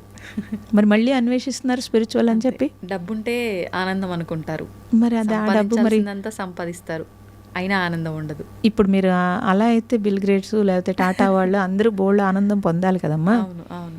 మళ్ళీ వాళ్ళు పొందట్లేదు కదా. అంటే డబ్బుతో ఆనందం కలిగిస్తుందేమో కానీ అది శాశ్వతం కాదు. డబ్బుతో సౌకర్యం వస్తుంది, భోగం వస్తుంది, కానీ పూర్తిగా తృప్తి అయితే రాదు. డబ్బుతో డబ్బు వద్దని నేనేం చెప్పట్లేదు. అవును. నువ్వెవరి మీద ఆధారపడకుండా నువ్వు ఏర్పాటు చేసుకోవడం తప్పని ఎవరూ చెప్పరండి. డబ్బుతో ఆనందం వస్తుందండం తప్పు. అది అంటే నీకు కావాల్సినవి ఇవ్వడానికి అది మాధ్యమం కింద ఉపయోగించుకుంటున్నాం మనం తప్పనిసరిగా. అవసరం అంతే, అది అవసరం. వస్తువు ఎలా అవసరమో అది కూడా అవసరం. అది తెలిస్తే చాలు. అప్పుడు ఎంత అవసరమో తెలుస్తుంది. ఎంత అవసరమో తెలిస్తే ఇంత పరుగు ఉండదు. వాడి జన్మని వాడు ఎంతో కొంత ఉపయోగించుకుంటాడు. ఎంత అవసరమో తెలియకపోతే ఎప్పుడోకప్పుడు పరుగు పెట్టి అదంతా వదిలేసి వెళ్ళిపోవాల్సి వస్తుంది. అది ప్రాబ్లం వస్తుంది. అమ్మ, ప్రస్తుత రోజుల్లో చూసుకుంటే ఒకప్పటి కాలంలో అసలు ఈ విడాకులు అనే కాన్సెప్టే మన ధర్మంలో లేదు అసలు. ఎప్పుడు కూడా అంటే ముసలి వయసు వచ్చి ఎవరో ఒకరు వెళ్తే తప్ప వాళ్ళు ఒంటరిగా ఉండేవాళ్ళు కాదు, ఒకరినొకరు విడిచి. అలా ఉండేవాళ్ళు. ఇప్పటి పరిస్థితి మాత్రం అది పెళ్ళైనాక నెల, సంవత్సరమా, ఏంటి, ఎప్పుడు అనేది సంబంధమే లేదు, విడాకులు ఎక్కువగా చూస్తూ ఉన్నాం. ఎందుకు ఇలా అవుతుందంటారు? అటువంటి వాళ్లకు మీరు ఒక చిన్న మెసేజ్ ఇవ్వాలంటే ఏమిస్తారు? భరించలేకపోతున్నారు.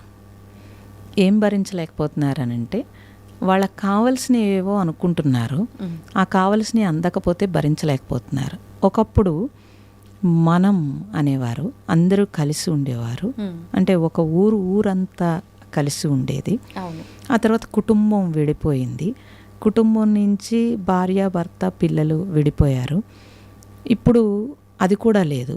నేను నా భర్త అని వెళ్ళిపోతున్నారు. ఆ తర్వాత నేనొక్కడినే వచ్చేసింది. వివాహంలో ఏమవుతుంది అని అంటే క్యాలిక్యులేషన్ వచ్చేసింది. పూర్వం వివాహంలో క్యాలిక్యులేషన్ లేదు, ఇప్పుడు వివాహంలో క్యాలిక్యులేషన్ వచ్చింది. ఆ క్యాలిక్యులేషన్ తోటే పెళ్లి చేసుకుంటున్నారు. తల్లిదండ్రులు కూడా అదే క్యాలిక్యులేషన్తో చూస్తారు. ఒకవేళ తల్లిదండ్రులు ఇప్పుడు చేయకపోయినా భయపడుతున్నారు తల్లిదండ్రులు, వీళ్ళు అసలు కలిసి ఉంటారా లేదా, పోనీలే వాళ్ళకి ఇష్టమైందే మనం చేద్దాం పోనీ అనే స్థితికి తల్లిదండ్రులు కూడా వచ్చేసారు. అయితే పిల్లలే ఉండలేకపోతున్నారు. ఎందుకనంటే మీరు అందించి పెంచుతున్నారు, కాళ్ళ దగ్గరికి అన్నీ అందించి పెంచుతున్నారు.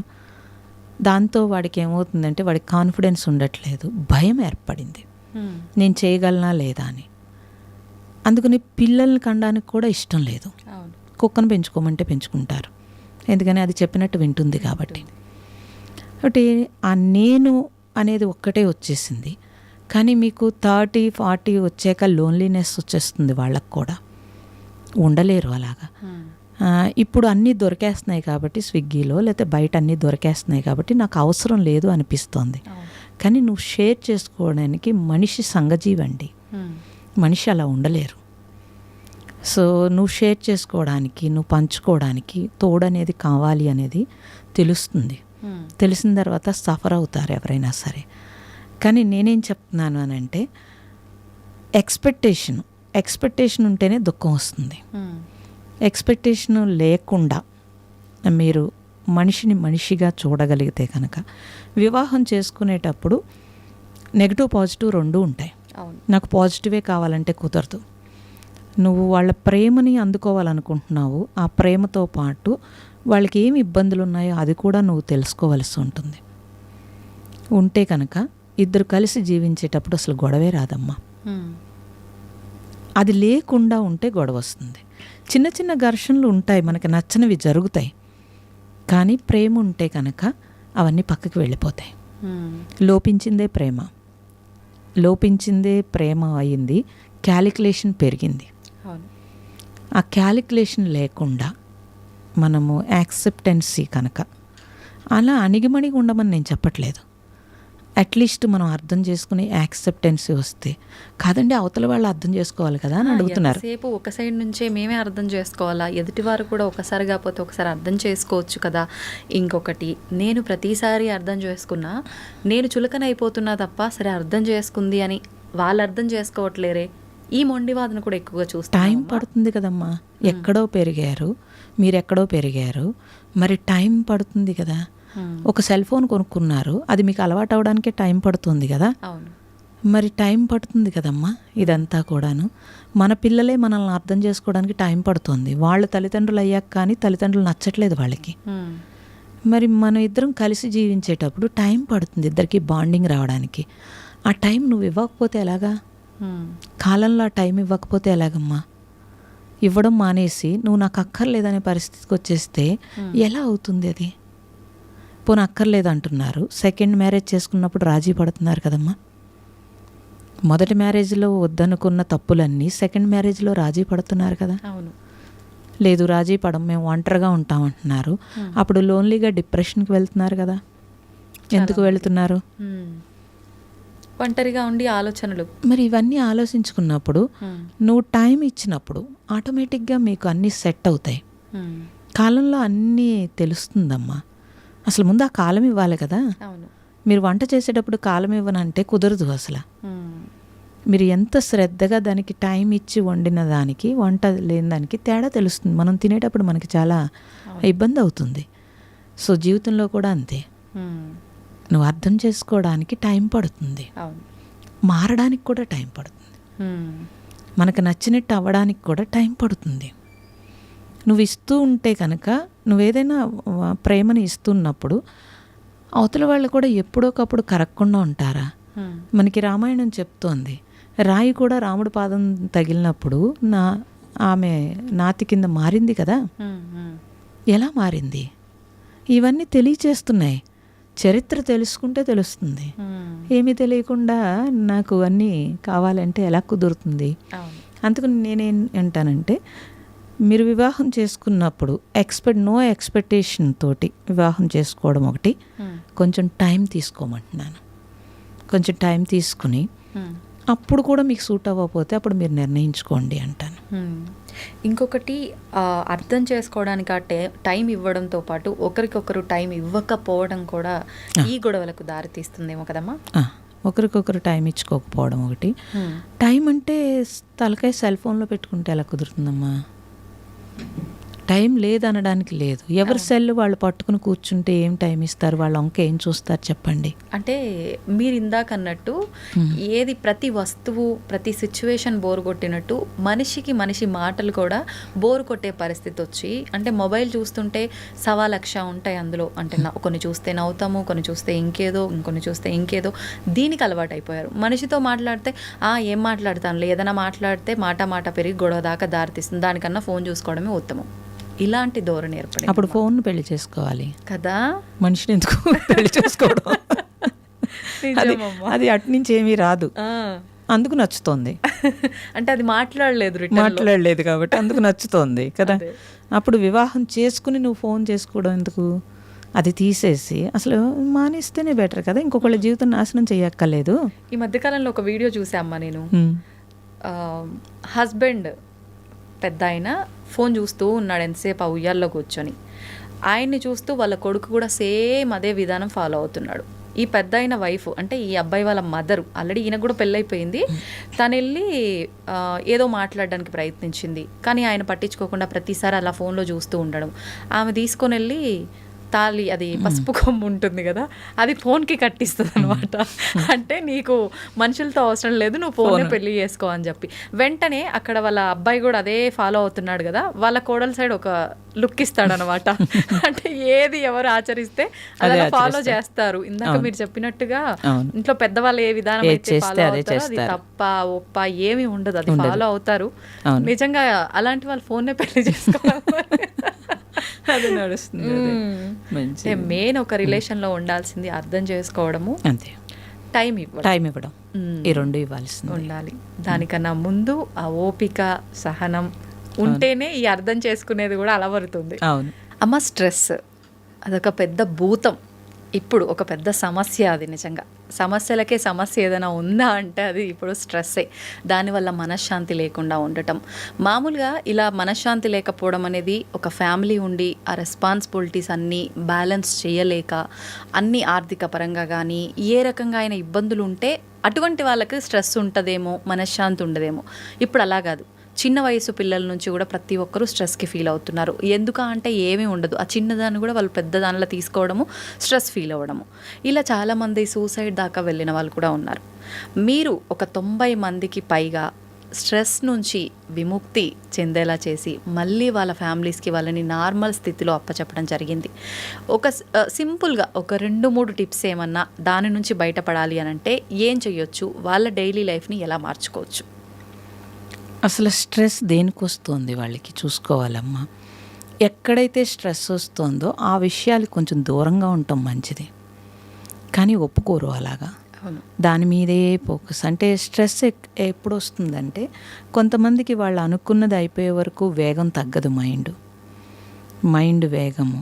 పూర్వం ఎవరికి స్ట్రెస్ లేదు కదమ్మా. మన జీవన విధానంలో ఆ స్ట్రెస్ రాకుండా ఉండడానికి లైఫ్ స్టైల్లోనే మనకి డిజైన్ ఉంది అలాగా. మీరు జపం చేశారనుకోండి, కొద్దిసేపు ప్రశాంతత వస్తుంది. ఒక దీపం వెలిగిస్తే కొద్దిసేపు ప్రశాంతత వస్తుంది. అంటే రోజు మొత్తంలో మీరు ఆహారం అలసిపోయారనుకోండి, శరీరం అలసిపోతే వెంటనే పడుకుని రెస్ట్ తీసుకుంటున్నారు. మరి మైండ్కి రెస్ట్ ఎప్పుడు ఇస్తున్నారు? అసలు రెస్ట్ అని చెప్పి మంచమే పడుకుని సెల్ ఫోన్ చూస్తారు. అవును, మరి రెస్ట్ అవుతుందా, వేగం అవుతుందా? వేగమే. మరి మీరు ఒక్కసారి కూడా మీ మైండ్ని పట్టించుకోకపోతే స్ట్రెస్ వస్తుంది. అందుకు నేనేమంటున్నానంటే, మీరు శరీరం ఎలా అయితే రెస్ట్ కావాలని అనిపిస్తుందో మైండ్కి కూడా రెస్ట్ ఇవ్వాలి అన్నది ఫస్ట్ తెలియాలి. ఇది సింపుల్. అసలు ఆ రెస్ట్ ఇవ్వాలి అని అంటే నేను ఎలా అయితే నా మైండ్ కామ్ అవుతుంది అది మీరు చూసుకోవాలి. అది బుక్ చదువుకుంటారా, మొక్కల్లోకి వెళ్తారా, లేకపోతే వంట చేస్తారా, కొంతమందితో మాట్లాడితే వాళ్ళకి బాగుంటుంది, లేకపోతే ఎలా అయితే బాగుంటుంది, ఎలా అయితే మీకు ఆ మైండ్కి హ్యాపీగా అనిపిస్తుంది, లేదా ఎలా అయితే అసలు పూర్తిగా రెస్ట్ దొరుకుతుంది. ఇది మీరు ఎవరి జీవితంలో వాళ్ళు ఎవరికి ఒకే టెక్నిక్ అందరికీ పనిచేయదమ్మా. వాళ్ళు చూసుకోవాలి. చూసుకుని చక్కగా ఆ రోజంతా నా మైండ్ని ఇంత వేగంగా నడుపుతున్నాను కాబట్టి అట్లీస్ట్ నా మైండ్ కోసం నా టైము కనీసం 10 నిమిషాలు ఇస్తాను, పావు గంట ఇస్తాను. చిన్న ట్రిప్పు. ఈ 10 నిమిషాలు ఈ పావు గంటలో నేను రొటీన్ పని చేయను, ఇంకా అలానే కొత్త పని కూడా చేయను. ఎలా అయితే నాకు నా మైండ్కి పీస్గా అనిపిస్తుంది అదే చేస్తాను అని కనీసం ఒక నెల రోజులు చేసి చూడండి అంటాను నేను. మీరు వద్దన్న టైంకి మీ మైండ్ అక్కడికే వచ్చేస్తుంది. ఆ తర్వాత ఏం చేస్తుందంటే మీరు ఎక్కువ స్ట్రెస్ పెట్టే కొలది అదే చెప్తుంది, నువ్వు ఆపు ఇంకా అని చెప్పి. మేము ఆశ్రమంలో చేసేది అదే చేస్తాం. తర్వాత కాన్ఫిడెన్స్ పెరిగేటట్టుగా వాళ్ళకి పనులు చెప్తాం. అసలు మేము చేయలేము, మేము చెందలేము అనుకున్నవన్నీ చేయిస్తాను. లేడీస్ వచ్చి పార పట్టుకుని గణుపం పట్టుకుని లేకపోతే అన్ని పనులు ప్రతి పని నేర్చుకుంటారు. హా. కాన్ఫిడెన్స్ పెరిగితే కనుక స్ట్రెస్ లెవెల్ తగ్గుతుంది, భయం పోతుంది. First okay. వాళ్ళ మీద వాళ్ళకి భయం పోతుంది. భయమే స్ట్రెస్ కారణం. మ్మ్. భయము స్ట్రెస్ కారణము, మైండ్ వేగము స్ట్రెస్ కారణం. ఈ రెండే ఉంటాయి. ఓకే. ఈ రెండింటిని మనము బ్యాలెన్స్ చేయగలిగితే కనుక లైఫ్లో ఎప్పుడు స్ట్రెస్ రాదు. పరిస్థితిలో ఇబ్బందులో ఏమొచ్చినా కాసేపు స్ట్రెస్ అనిపించినా వెంటనే బ్యాలెన్స్ చేసేసుకోగలుగుతాడు. మ్మ్. బాడీకి మీరు గుడ్ ఫుడ్ లేకపోతే గుడ్ హెల్త్ అని అన్నీ ఇస్తున్నారు కదమ్మా, మైండ్కి కూడా ఇవ్వాలి అని చెప్తున్నాను నేను. మ్మ్. మైండ్కి కూడా మీరు ఇస్తే మొత్తం మైండే ఈ బాడీని నడుపుతుంది కదా, అప్పుడు ఈ మైండ్ని మీరు కాపాడితే కనుక లైఫ్ లాంగ్ స్ట్రెస్ లేకుండా ఉంటారు. హా. ఎవరు మైండ్ని కాపాడాలనుకోవట్లేదు, బాడీనే కాపాడాలనుకుంటున్నారు. మ్మ్. అదొక్కటే తీసేయాలి. ఈ మైండే ఈ బాడీని కదుపుతోంది కాబట్టి ఈ మైండ్ని మనం జాగ్రత్తగా చూసుకోవాలి అనే ఒక్క చిన్న విషయం మీరు గుర్తుపెట్టుకుంటే లైఫ్ లాంగ్ మీ మైండ్ జాగ్రత్తగా ఉంటుంది. తద్వారా మీరు బాగుంటారు. ఓకే. అంటే శరీరపరంగా ఎలాంటి జాగ్రత్తలు తీసుకుంటున్నామో అసలు ముందు ఫోకస్ పెట్టాల్సింది మైండ్ మీద. మైండ్ పరంగా. అది Automatic గా ఒత్తిడికి mind- గురవుతోందా, అది ఒత్తిడికి గురవుతోందా, ఏం చేస్తోంది, ఏది ఇబ్బంది పడుతోంది. మ్మ్. ఎవరినో చూస్తే మనకు అసూయ వస్తుంది, ఎందుకండి మనం వెళ్ళడం మ్మ్. కదా. ఓ పార్టీకి వెళ్ళాం, మనకు అసూయ వస్తుంది, మ్మ్. ఇలా నాకు లేదే అనిపిస్తోంది. మైండ్కి స్ట్రెస్ ఇస్తున్నారు మీరు. అప్పుడు అంత హయ్యెస్ట్ పార్టీకి మానేసి నువ్వు లోయెస్ట్ పార్టీకి వెళ్ళాలి మ్మ్. అన్నాను అనుకోండి, నచ్చదు, అస్సలు నచ్చదు. అవును. అంటే మీ మైండ్ని మీరే నలుపుతున్నారు మ్మ్. కదా. అలా ఎందుకు? అప్పుడు ఇంటికి వచ్చి గొడవ పెట్టుకుంటారు. ఆ. వాళ్ళు అలా ఎంత బాగున్నారు, మనం ఎందుకు బాగాలేదు, నువ్వు ఇలా చేసే వల్ల, అప్పుడెప్పుడో వ్యాపారంలో పోవడం వల్ల, లేకపోతే ఇలాగా మళ్ళీ ఇంకొంచెం స్ట్రెస్ ఇచ్చారు. మ్మ్. మీరు ఇవ్వడమే కాదు, ఇంట్లో వాళ్ళకు కూడా ఇచ్చారు. తద్వారా వాళ్ళు ఎదురు కొట్టుకుంటుంటే పిల్లలు స్ట్రెస్ ఫీల్ అవుతారు. మ్మ్. అంటే ఇప్పుడు స్ట్రెస్ మనమే తీసుకోవట్లేదు, అందరికీ పంచుతున్నాం. ఇది మనం గమనించాలి. గమనిస్తే బాడీకి మీరు ఎంత ఇంపార్టెన్స్ ఇచ్చారో మైండ్కి కూడా అంతే ఇంపార్టెన్స్ ఇమ్మని చెప్తాను. ఓకే. దానికి ఖర్చు పెట్టక్కర్లేదు. అవును. ఏ ఖర్చు లేకపోతే పీస్ ఉంటుంది, వాస్తవం. అది చూస్తే చాలు. సంపాదన పెరిగే కొద్దీ మనకు కోరికలు పెరిగే కొద్దీ ఆటోమేటిక్గా ఇబ్బందులు వచ్చేస్తాయి. వస్తాయి. దాన్ని మనం కంట్రోల్ చేసుకోగలగాలి, ప్రశాంతంగా ఉండగలగాలి. మన చేతుల్లో ఉంది. అది మీ చేతుల్లోనే ఉంది, ఎవరి చేతుల్లో లేదు. అవును. సంతోషం అమ్మా, చాలా మంచి విషయాలు తెలియజేశారు. నిజంగా టైమే తెలియలేదు, చాలా సమయం అయిపోయింది ఇప్పటికే. మళ్ళీ మరొక మంచి ఎపిసోడ్లో మళ్ళీ మీతో మాట్లాడాలని కోరుకుంటున్నానమ్మా. తప్పకుండా. మంచిదండి.